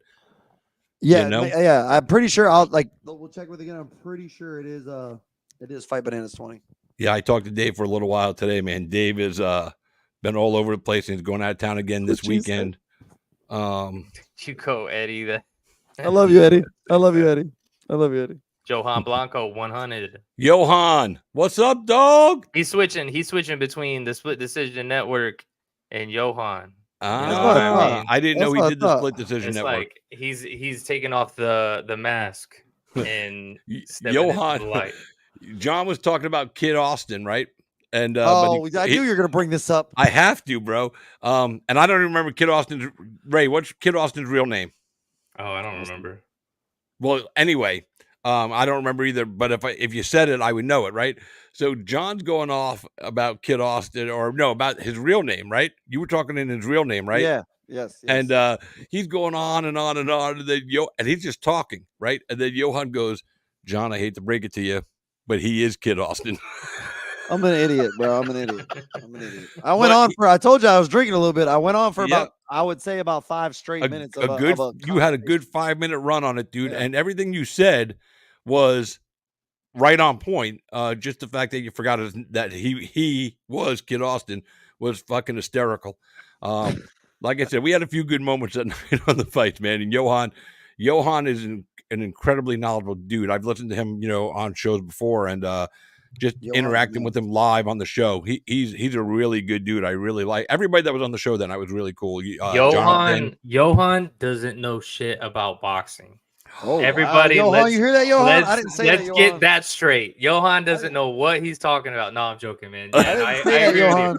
I agree with you. No, Johan's super knowledgeable, but he really was. We even had a little conversation about what everybody does for a living outside of the fight game. It was really nice. We got the little background on everybody. What do you do outside the game, Ray? I basically sell truckloads of merchandise. So where people do flips on Amazon, or they'll sell one item at a time. Right. I'll sell a full truckload of it and flip that. You know what really? I mean? Yeah. So if it's Amazon products, you know, like Target, Walmart, any of the major retailers that are liquidating merchandise, whether it's like, Adam and Eve stores, any of that stuff. bro, you'd be The surprised. Todd Some of this Superstore in stuff. Tampa. You'd be surprised at some of the stuff that people Those- are liquidating. So You know what I mean? Brookstone vibrators. I mean, I'm sorry, back massagers. I'm sorry. So you buy pallets of stuff that's like leftover stuff, and then you flip the whole pallet, basically. On a scaled version of it. So basically, like the full truckload of pallets. We'll flip the I gotcha. whole. We'll flip like the 28, 24 pallets of it. You know what I mean? And we'll sell that to people that then go and flip the pallets.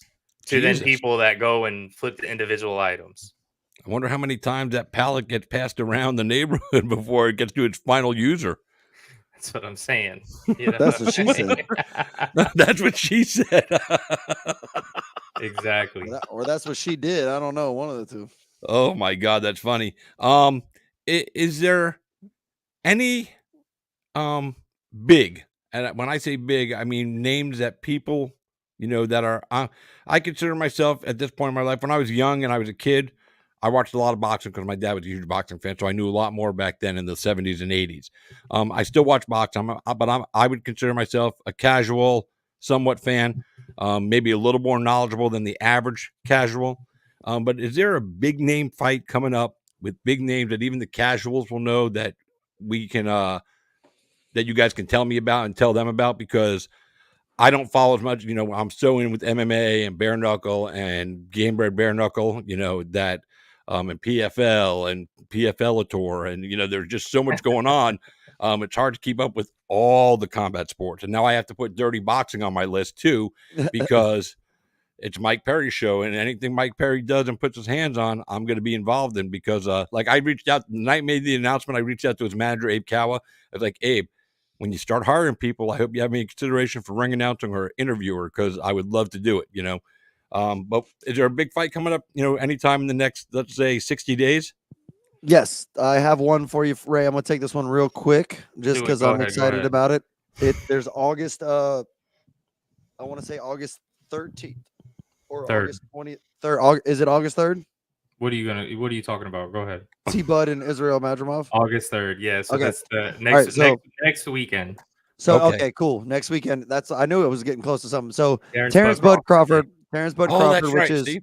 Yep. So Terrence Bud Crawford moving up to 154 pounds after he just demolished, you know, who everybody thought at one point was the pound for pound fighter, the best pound for pound fighter in the world. Earl Spence Jr. It was a toss between them two at some point, and Canelo, obviously. Well, Terrence Crawford is on his way to 154 to fight Israel Madrimov. Now, Okay. a lot of casuals aren't going to understand who Israel Madrimov is, and you won't. I I'm know not- who he is. You do know who he is? Yeah. Okay. So this guy is a guy with a very different boxing style. He actually, if you look at his early stages of boxing, he moved his body because he did judo, he did sambo, and different things in his background from his life. He moved in lots of different ways. So he has this very awkward boxing style, but he's a legit 154 guy with big power, big good technique, slick movement, and he's athletic as hell. So he's posing a very solid and formidable challenge to T-Bud. With that all being said, the first 6 to 7 rounds are going to be extremely interesting.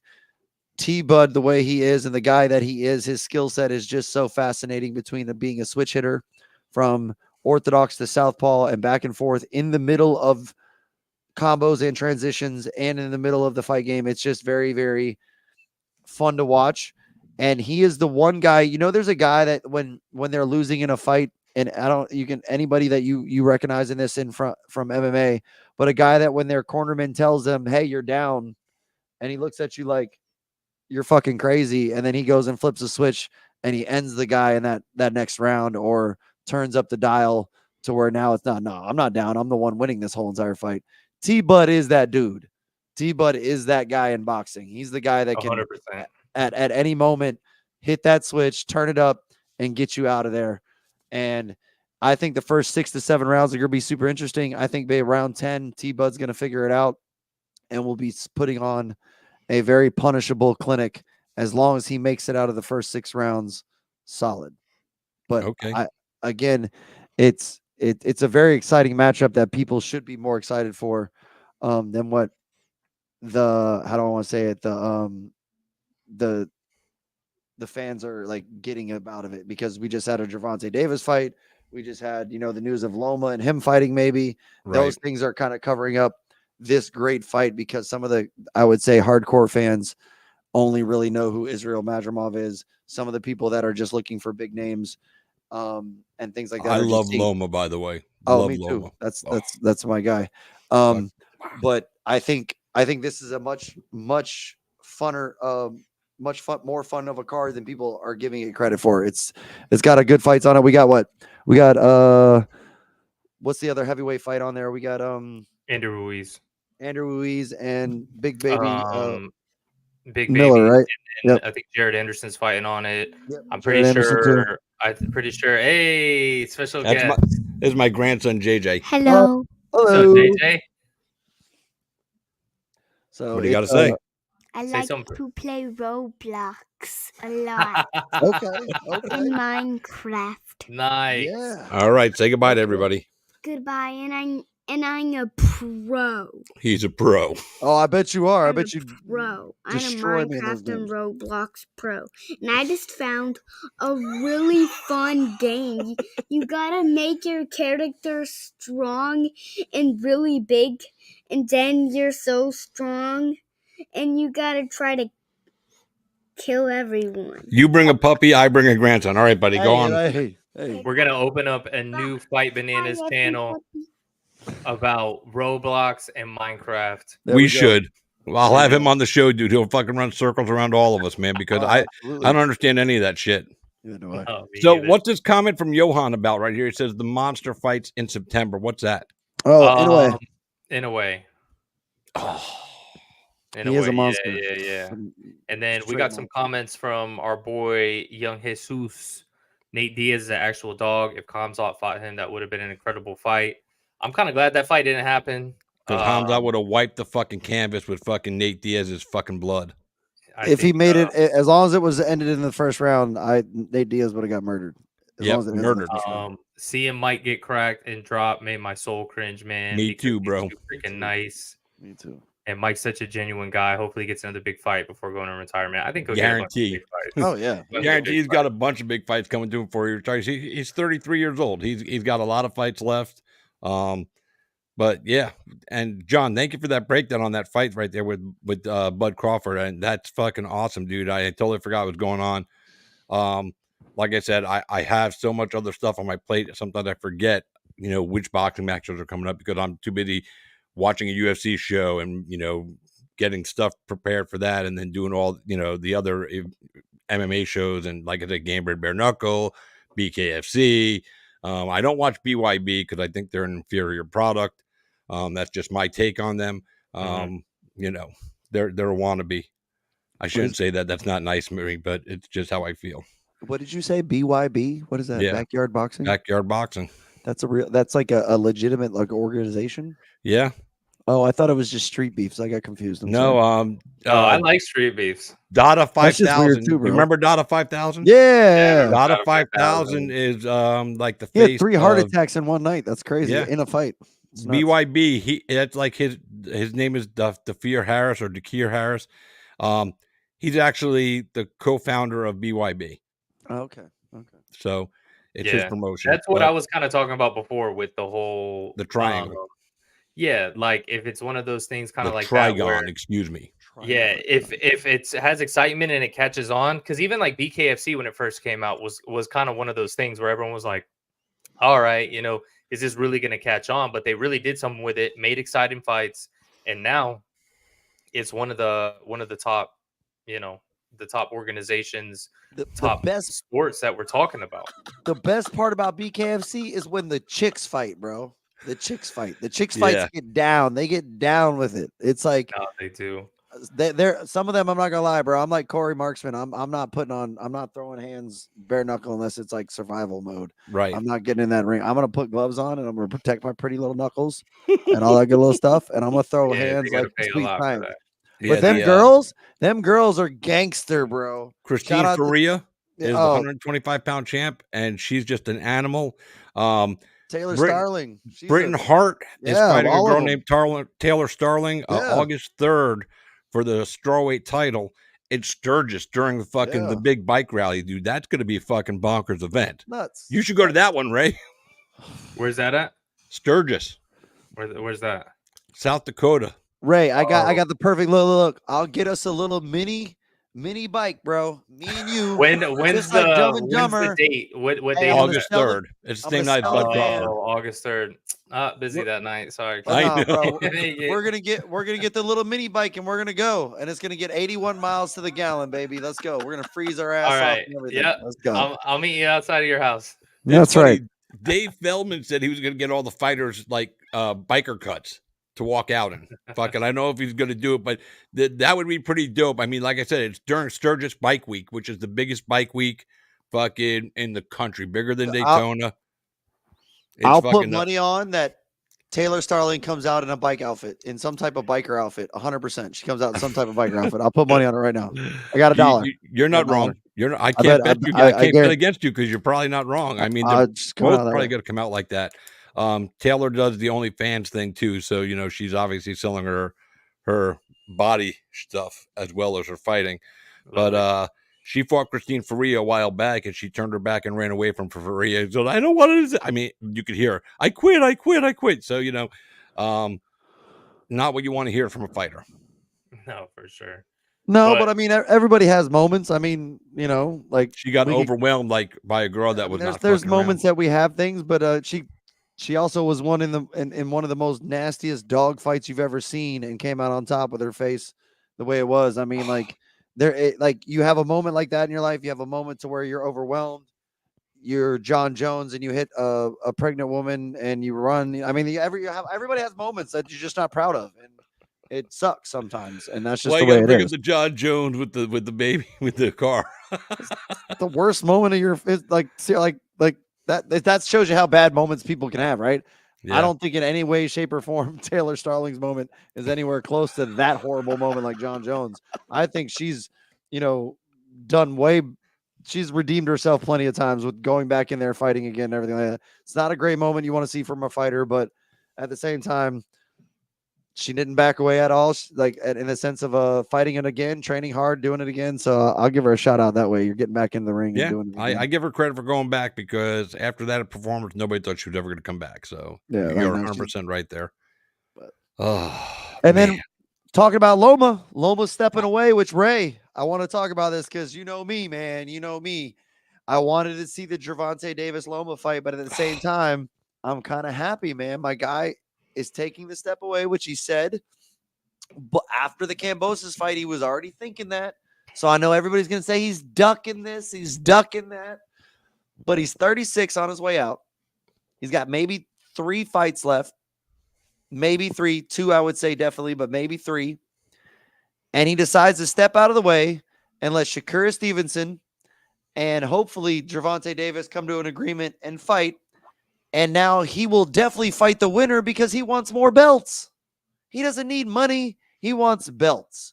So if he wants belts, wouldn't it be better to fight only one of these guys for 2 of their belts than fight both of these guys for both belts at your age of 36, leaving your prime and having to fight one of them? If Shakira pulls off the upset, which I'm telling you right now, Shakira Stevenson should be the underdog in the Gervonta Davis fight. We can argue that at another moment on the show, but that should definitely, like, if Shakira pulls that upset off, that's just better for Loma.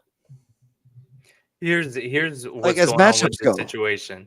So all right, so we got the news here. Loma, this is from his manager. Loma is not in the mood right now. He doesn't have the motivation at the moment. Lomachenko's manager, Igor Klimas, told Boxing Reporter he's taking off. He wants to spend time with his family, which I get it too, John, to your point. He's in a position right now where if he has to beat Tank, then to get the other titles, then he has to go beat Baranchek. He has to go beat Shakur. He has to be the one that's collecting all the titles. If he kind of steps out of the way and allows Tank and Shakur to unify, then, maybe he can go fight Baranchek and then set up a fight for, the end of 2025 for undisputed. It would make it huge. Here's the thing. Don't tell me there's a thing. You were right on point. Stop right there. You were fine. Don't tell me there's a thing. Here's the thing, bro. I'm not convinced, and I don't trust that Tank versus Shakur is going to happen. And here's why. Oh, that's a good point. That is a good point. Because Shakur is going to price himself out of that fight. He's going to act like he deserves way more than he does. They need to go to purse bids with. We agree he's the B side though, right? In this fight, he's the B side, right? He's a B side, yeah. For sure, he's the B side, but he's going to argue splits and whatnot. He was arguing the 25-75 with Devin Haney. With this fight, he should get even less. Because if you allow him to go to purse bids with Zepeda, that's going to give him a more accurate representation of his market. You know what I mean? What he's worth. And market value. Market value, yeah. You got what I was looking for. His market value. And I don't think it's going to be much. Just like Devin Haney learned the hard way that, a lot of people were saying they were overpaying for Devin. And then when he signed the 3-fight deal with Top Rank, he was saying, oh, well, I took short money. But other people were saying, well, you've been getting overpaid the whole time. It was more of an investment. Now that he lost, they tested the market and he saw a market adjustment and his value shot all the way down to 10x or 10 divided. So I agree with you. I get what you're saying 100% with marking him, like pricing himself out. I really agree with that, and I don't trust boxing. I don't think it's going to happen, bro. When it comes to that, but what I'm essentially defending, and Christopher J, like I told you, this is my guy Loma. I just love his style. I love the pedigree behind it. I love the sweet science. And not to mention, he's a guy after titles. He's not after money. He gave somebody else, essentially. He gave Teofimo Lopez to fight him an extra $500,000 out of his own purse, like moved it over on his own accord.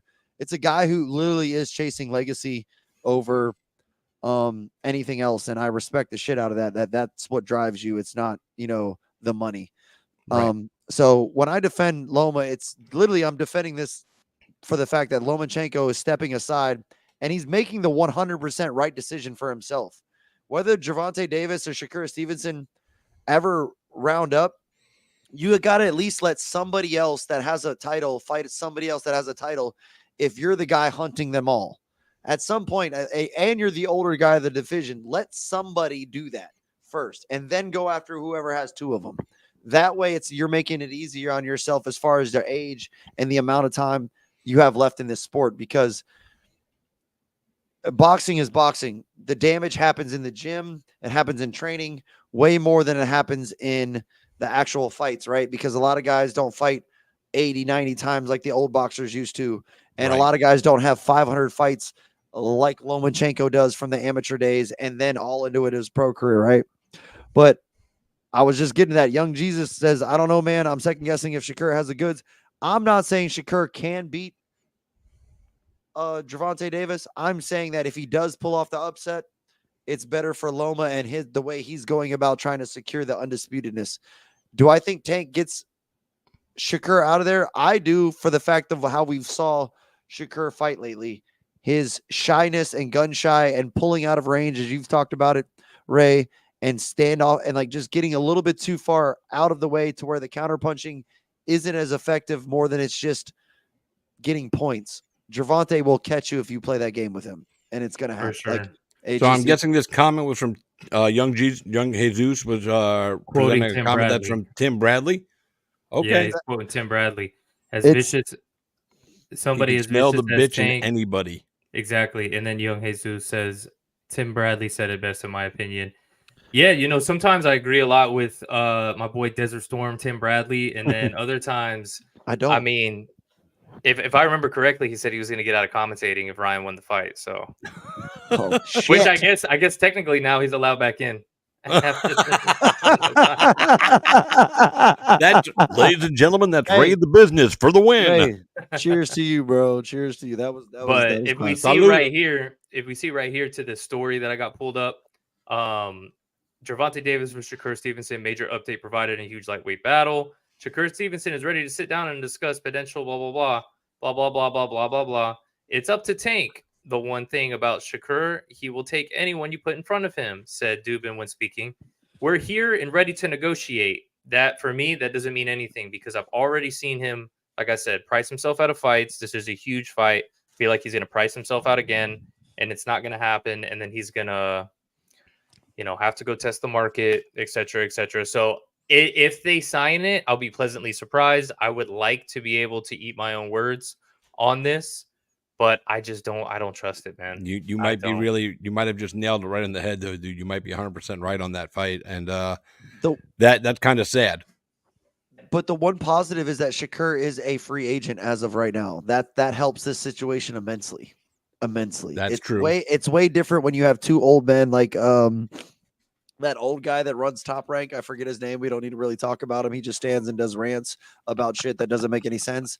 And then when a fighter does get robbed, he doesn't make a rant about that because he's the one who put the dumbass judges in the seat. So we'll talk about that guy another day. But that guy gets in the way of a lot of shit. And I believe it's like a BA guy. I think his name's initials or some shit like that. Which sidebar, the WBC just mandated a rematch for the fight you're referring to. Because the motherfucker got robbed. Like gun pointed to these dudes' heads, robbed. It was ridiculous. And I will go to the grave saying it. Johan for the win.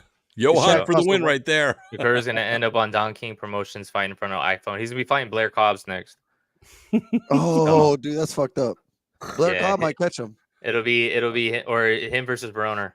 Oh, it should be Broner. Broner would have won. He could have had that fight.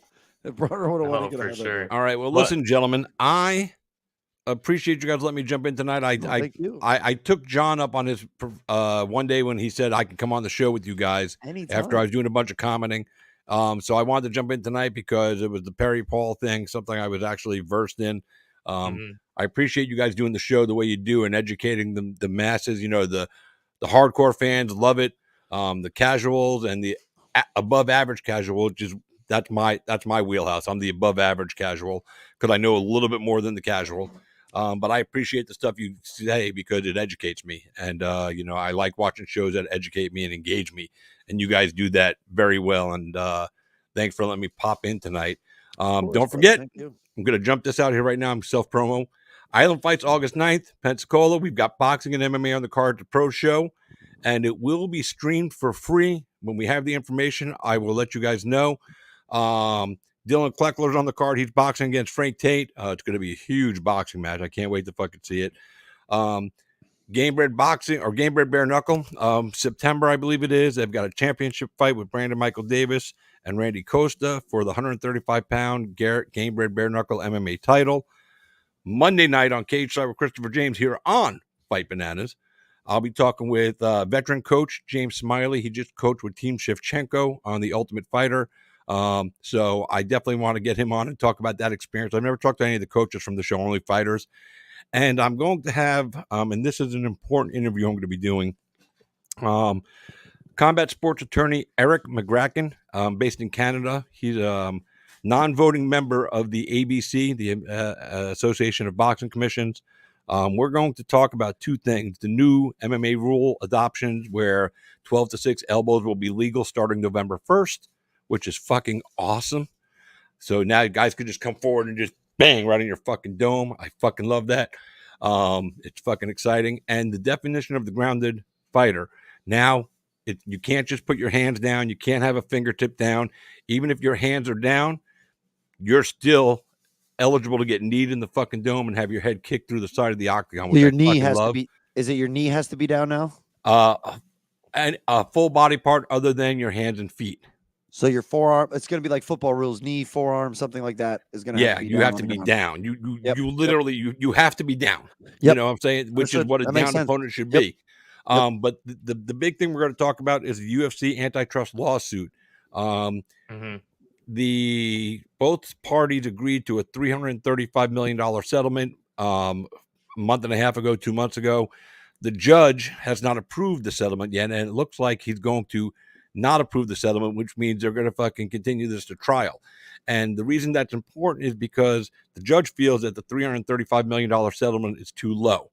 Because they were suing for, like 800 million to over 1.4 billion dollars for these fighters that, felt they got screwed. And the judge seems to agree with the plaintiffs. So we're going to find out about that. But Eric McGracken has been covering this thing from jump. He's the most knowledgeable guy on this thing. So I invite you guys to definitely jump in with me on Monday night. If you got questions, come on the show and, just, gain some knowledge, man, because this is going to be a really good interview. I think it starts at 5:00 Eastern time. I'll share it over the next couple of days. And Ray, I'm friends with John on Facebook. I don't know if I'm friends with you, but my name is Christopher J. Rothstein, like it is in the comments. So just find me and friend request me so we can chat back and forth, anything. And if any boxing stuff comes on my show, like I had John on with Devin Cushing, Ray, I'd be more than happy to have you come on and talk some boxing on my show. I try to support all the Fight Banana shows. I watch every one of them. Comment on all of them, because we should all support each other. Fight Bananas is taking over the combat sports world. If you don't fucking know, now you know. Watch us on YouTube, Fight Bananas YouTube, Fight Bananas Facebook. Follow our Instagram. Get it. Let me suggest something for you when you talk to the attorney. Okay. You said he's part of the ABC. Yes, boxing. He is. Ask him about. He's a non-voting member, but he's on the commission. So he has a little more insight than a normal person. Absolutely. Ask him about the WBA, because from what I understand, the WBA back in like 2021 was essentially threatened by the ABC, saying they would take away their title status, their world title status, over the fact that they have regular titles and super titles, aka the super duper titles. Okay. Right. And they were basically told that they needed to unify all those titles together. Well, since then, they started doing it, but then now they don't do it. And then now we see something like Canelo Alvarez, who is the super duper champ at 168. You got David Morrell, who's the regular champ. And then David Morrell gets passed up for a mandatory position with Edgar Berlanga, who fought, you tell me. I was at the fight and I forget. Okay. So please ask him about that, because well, that's what I'm saying. Tune into the show on Monday night on Fight Bananas on the YouTube and this on coming Fight Monday Bananas night? Facebook. Huh? This coming Monday night? This coming Monday. Okay, Ray. We'll talk about it. If I need to jump on, Christopher, because I want to know that answer too, Ray. Because I know you're busy if one of you want to come on, I'll try to get on to ask that question, and you can let me know more about it, and I will 100% try to do that. Because I would love to know that answer. I'm going to hit him up real. The first thing I'm going to talk about is the new adoption to the MMA rules real quick. That'll probably take us 5 minutes. Then we'll probably do half an hour to 40 minutes on this lawsuit, because we're going to do a deep dive.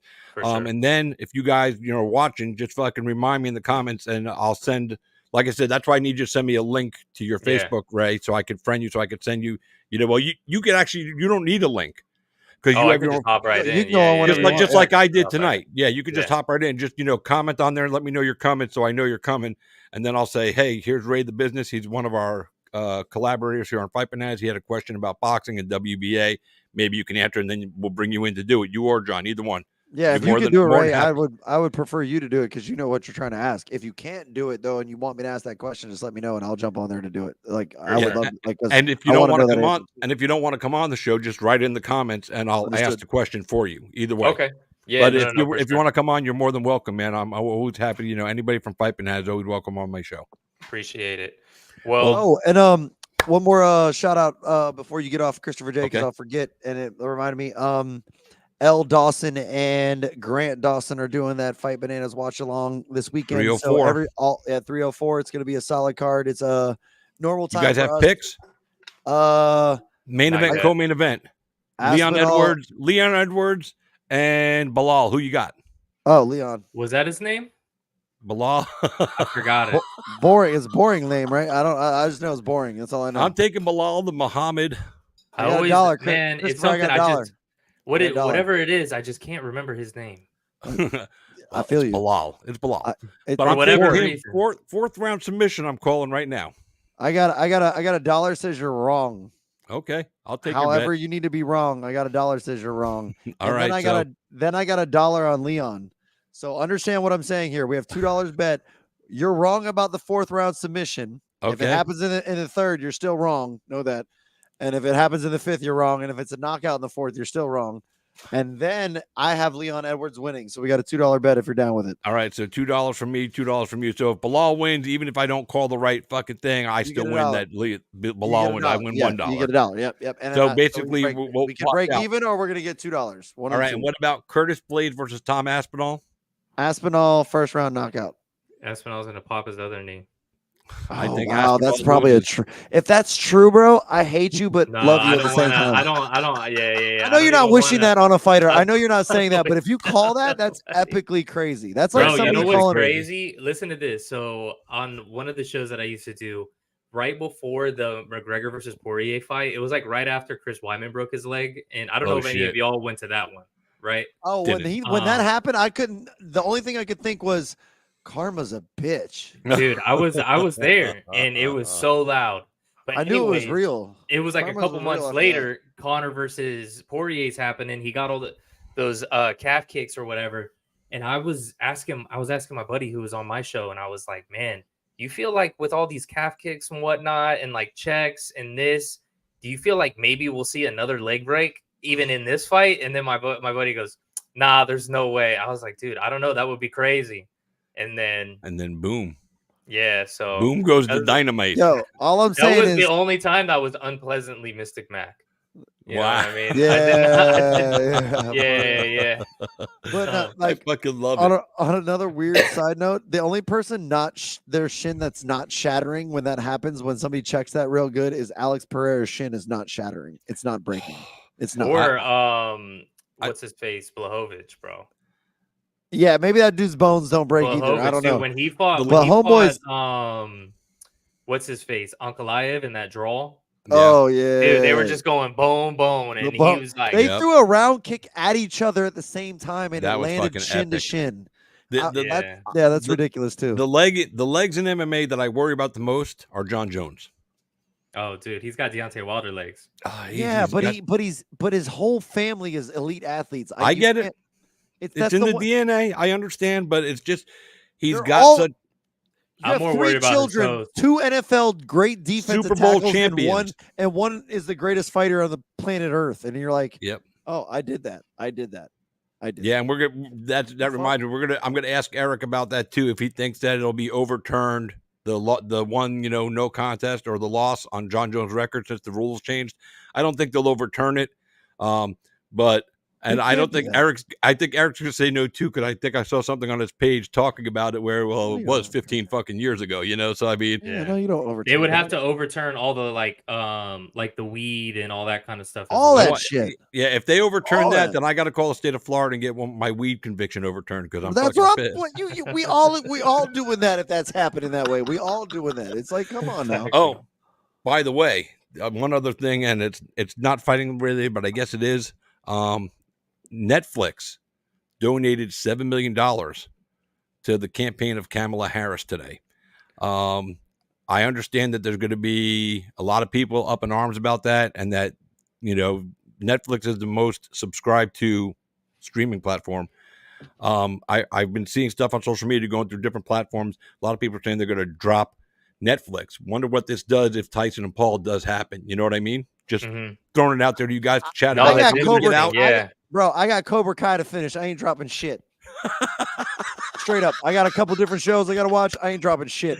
You ain't fucking with Cobra Kai and Daniel LaRusso and Johnny Lawrence, and then I'm going to drop it because of some shit. No, I got to watch that. For sure. It's one of those things after the election, too, so I'm definitely making it through the election. So I thought season 6 was starting now. It did, but it's broken into 3 parts, 5 episodes each. So fuck everybody. I'm keeping Cobra Kai. I stopped after season 4. I still have to watch season 5 and get caught up.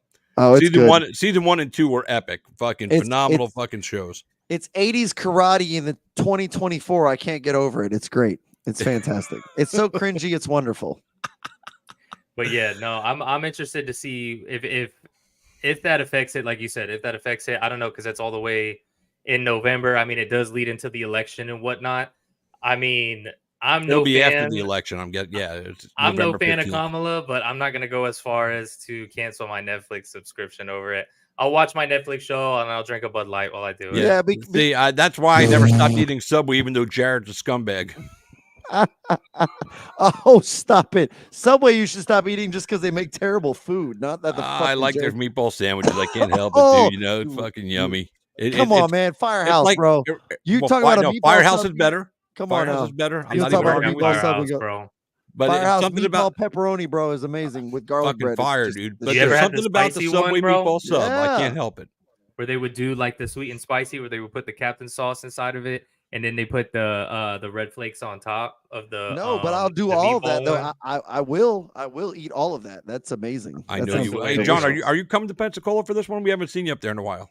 I know I need to, but no, I'm not going to be able to. Actually, so everybody knows if you're in the Daytona Beach, Volusia County, Palm Coast area, the professor is starting his own business. I'm starting my own personal training business. If anybody wants to come see me, shoot me a message at the professor 3D. But that's what I'm doing. I'm switching jobs. You So, told me that the other day on the yeah, on the so post that's what fight I'm show. doing. I wish you nothing but the best of luck, dude. It's a hard business to get into and be successful at, but for as long as I've known you and known of you, I've heard nothing but great things, and I've seen nothing but great things from you. So I have no doubt that if anybody can make it successful, it's going to be you. And Well, I appreciate you, brother. Thank you. no doubt about it, dude. You're doing the right things and everything. You know, I know you're a good dude because fucking Pete White loves you. Ah, yeah, that's my guy, man. That's If my Pete brother. White, I if love that Pete guy. White likes you, you He get made the my- seal of approval because Pete Right. White's the man. Yeah, he is the man. I appreciate it. Yeah, But all Ray right, well, likes listen, me too. Ray likes me too, and I like Ray. And Ray's been a good guy too since I know him. So I want to say, Ray, I like you. But hey, I don't know what face is that though. What is that? I don't know what's going on there. This is All the right. most I've seen Ray smile ever on one of these shows. I'm not doing my job then, damn it. Why are you making I'm me just- feel bad? I got to make him laugh more? Shit. Oh man, well listen, guys, again, thank you for the opportunity to jump in with you guys. I took John up on the invitation, unannounced, of course, but you know, I was like, I flipped onto the StreamYard and I was like, oh, I can just pop my head in there. And if they want to bring me in, they'll bring me in. Oh yeah. But you guys are doing awesome. For you guys that are just watching tonight for the first time, keep up with Boxing Bananas. We've got Fight Bananas. We've got K-Star Christopher James on Mondays. We've got the Dave Van Auken Show, Fight Banana Show on Tuesdays at 1:00. Wednesday nights, we got Betting Bananas. Thursdays, like tonight, we got Boxing Bananas. Sometimes it's on a Friday. Sometimes it's on a Saturday after an event. We have Mike Cuddles with Jillian Robertson. We've got James Lynch, great fucking video journalist. He just joined the Fight Bananas team. He'll be doing different stuff on different days of the week. We are taking over the combat sports content game, and we just want you to come along for the ride. Dude, I'm cutting That a is good so promo. accurate, You it's not fucking even funny. interrupt me. I was just It was a cutting good, a the it promo was was a epic. good promo. The That was a promo, good hey, promo. the promo's epic, but bro, that was too accurate. What's going on with that? What was all that about? Now I Chris, can't that's leave Jay because you Allen. brought that up there. Where'd that come from? Yeah, what was that about? What, It's like, from do that again. movie Sausage Party. Oh, is it Sausage the new Party. one? The new one? Do I you couldn't even remember watch that the one? first one, but the second one's No, out. no, this is from the I think they made a show, right? Oh, Did it's they? a show? Oh shit, I didn't know that. Yeah, I they didn't made know a that show, either. and I think it's on Netflix, no? Or is it on? No, it's on Prime, bro. It's on Prime. Oh, It's got to be on Prime. All right, I'll have to go look. Dude, that's fucking hysterical. Ladies and almost- gentlemen, I think your I- next welterweight title contender. I think I peed just a little bit. Oh. But anyway, guys, you heard all the promo about Fight Bananas. Thanks you guys for letting me be part of your show tonight and being part of my life tonight. I definitely can't put into words how much it means to me, but it's right here in my heart, guys. So much Oh, love. you're the man, bro. Thank Continue rocking. God bless. you. Yes, sir. Thank All right, you, sir. take care, brother. All right, now it's just me and you, but One more time. let's hit the sponsors again. We got Jazzercise, baby. Fight Bananas for 15% off. That's right. And then we got veteran-owned HKA USA. For HKA all of your- USA. Yep. Fight Bananas code Fight Bananas 20 for 20% off all of your apparel, fight equipment, coaching equipment needs, all of it. The boxing gloves are fantastic. If anybody gets this line of the premium leather ones, the premium line, bro, let me know how the purple lilac ones look. Come on here with if the orange or purple, if one of y'all get those, come on here and comment about it because I'm loving the blues, but I like the bright colors too. For Thank you. sure. But yeah, man, real quick, just want to say we got a live fights from Orlando tomorrow night. David Garcia's fighting on there. So make sure you check that out. Heavyweight prospect. And then other than that, we got like Clarissa Shields over the weekend. And then I think Joe Joyce is making a comeback against Derek Yep. Chisora. I guess Derek Chisora, who's retired like 4 times, is gonna fight. We'll see if Joe's able to make a comeback. But other than that, I know this show kind of went off the rails and we were talking about all sorts of stuff. So on our next show that we have next week, we're breaking that whole card down, dude. We're going top to bottom. We'll break down the Clarissa fight. Oh, we are. I was talking about the show the following weekend. We're definitely gonna break down the T-Bud fight. That's a huge card. And then we'll see. There's some other boxing news and whatnot. We'll kind of let that develop. And then we'll see where it plays out from there. But remember, guys, make sure you check out our sponsors and then make sure you follow us on Boxing Bananas Official. Check out the reels I posted over the weekend live from the fights. You know what I'm saying? Oh, please do. They were great. You had great seats, man. I'm super happy for you. Those are awesome. Those were you had a great little view right there. That's the way you got to do it, bro. You can't be. That was awesome. That was good stuff. You can't fight bananas and boxing bananas can't be out here in the nosebleeds. You're absolutely right. Absolutely. Yeah. The only other place I would rather be is like the box seats. You know what I mean? But even those they're a little bit higher and whatnot. Those are better if you have like a good group. But that and lower just the fact bowl, that like box seats are like where you get free drinks and free food, so that would be like, awesome for too. sure. You know what I mean? But yeah, I wouldn't know what to do with myself. Oh, You caught me as I was getting ready for work. Oh man. Just getting ready for work. Yeah, I work overnights. Oh, that's right. Well, damn, bro. Look, I gotta hop off. John and Johan, if y'all want to chat for a bit, y'all go ahead and let's get it. Let's go. There's a ton of boxing news, bro. That went down, like Earl Spence being out. It looks like they're gonna redo that fight or remake it for October. Obviously, we talked about the Shakur stuff. I know you were on there for a little bit. So yeah, if y'all want to go ahead and take it away, and then just when you're done, hit end stream. Where's that at? Is it even on there? I don't think I have one, homie. Just text me and then I'll come in the stream. But all right, I gotta go. No problem. Leave it on for about a minute. I got like 10 minutes. So yo, Johan, you heard me talking about you earlier on the stream? Yeah, pretty factual. No, don't know shit about lies boxing. detected, bro. Hey, you know what Roger Mayweather said? Most people don't know shit about boxing. Hey. It's very true. Me included. But all right, boys, I'll let y'all take it away. All right. What's up, big guy? You doing all right? Man? Yeah, man. I just got ready for work. I was just watching you guys. We appreciate you, watching us and throwing some comments out there. I love how you switched up the nameplate on it though. That shit was awesome. We were talking about that too. He's like, he went from split decision, now he's just Johan. I was like, oh shit. Ain't nobody. If you would have not said anything, no one would have known. No one would have known. Damn, I got like 5 minutes to talk, so I just get it, bro. Talk seriously. You talk whatever you want to talk about. What is it that you have that you want to say that we went over? Because we went over a lot of shit.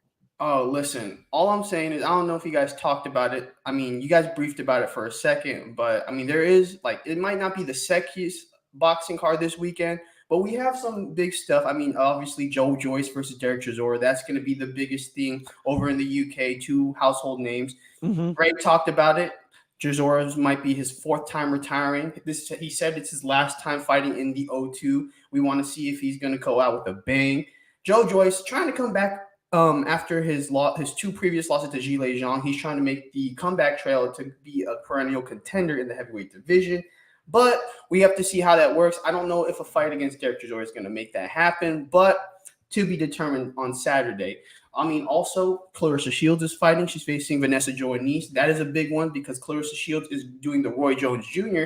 and going all the way up to heavyweight to try to capture another title. So that's going to be interesting. I talked to Clarissa's promoter, Dimitri Salida. Okay. Pretty good guy. He's very excited for this card. He actually I hit him up, tried to cover the event. He said I could, but it's my girlfriend's birthday this weekend, so I can't miss that. Choices. Can't miss that, or else I'm going to be homeless, and I'd rather be home. That's going to be a big one. And then I think on Sunday morning, it's not going to be streamed anywhere, but I think we should give some love to it. IBF strawweight champion Jinjiro Shigeoka is fighting against Pedro Tadaran. That is going to be a banger of a fight. Those are two big contenders in the strawweight division. No one really gives love to the little guys, but me being 5'5", I got to give love to the little guys. So that fight is going to be big. And then honestly, I can't wait for next week. That's all I'm saying. I can't wait for next week, August 3rd. That's what I said. That whole card. We're gonna break it down. We're gonna break it down next week. You gonna be available? I'll wake up. All right, wake up. There we go. Hey, all I'm saying is because here's the thing. That might be a 4-hour show because every single fight on that card is a card that you can break down. Because each fighter, each boxer is either well known or is someone that has a very good someone that's like either up and coming. So like we got a lot of stuff. And the main event though it's more in depth than anyone would ever think. The style difference is so much more in depth than people would ever think. I don't think people understand the fact that Nadrimov is a trickier guy than people, point out to see. You know what I mean? You have to watch. You have to watch him in his style. Like, literally, the reason why I even know of this man is because I saw a highlight 4.5 years ago of how he was using different martial art like footwork to in boxing. Yes. And we started moving our heads. Like I literally took one of the boxers that now fought for the PFL, who now fight, is professional, aiming for the UFC and everything like that. And we fought boxing. We used this style. We broke it down and we were like, wow, he's doing a lot of things in boxing that we weren't sure you can really do with that type of footwork. And he brought, I would say, even more than Lomachenko, because his was angles and clean footwork, where this was definitely switching stances, rocking from side to side, throwing weird angle hooks, overhands, and then still being super technical when you needed to be. It's definitely it's trickier, like you said, than people think, and I can't wait to get into it in depthly. Yeah, sure. I would say a lot, but I want to save that for 100%. when that happens. But all I could say is it's like a more polished version of Sean Porter. Like that's how I can describe it. It's just that's not a bad. That's not a yeah. I can't even go into it, but that's how it is. But that all this is happening, and it's just good to be a boxing fan. Now, I mean, we talked about the Jake Paul card. That was good, and it went kind of off the rails, but who cares? But honestly, that's really all I had to say. I think it's going to be a great weekend. I think next weekend is going to be an even better one. Boxing Bananas is going up. Fight Bananas is going up. Shout out to you guys. Shout out to your sponsors, HK USA. I saw you biting on that Jawser size thing too. Oh yeah. Shout out to that. I might need one of those soon. It's not bad, man. Wait, if you use it when you're driving in the car, people, I try to tell y'all, man, that shit's super, super cool. It's super easy, and I feel I'm trying to be a Giga Chad, so that's what I'm trying to get right now. There you go. But I think that is my 5 minutes. Now I gotta go to work, but I just want to go on there and shout you guys out and give my thoughts a little bit. Well, we appreciate you, bro. And then hey, let's look for one of us to get a hold of you next week, because like I said, we're gonna break down that entire card. Can't wait to do it. And also, since I know you're up late, might want to do a post-fight show of that card too. So, it's the only thing really going on.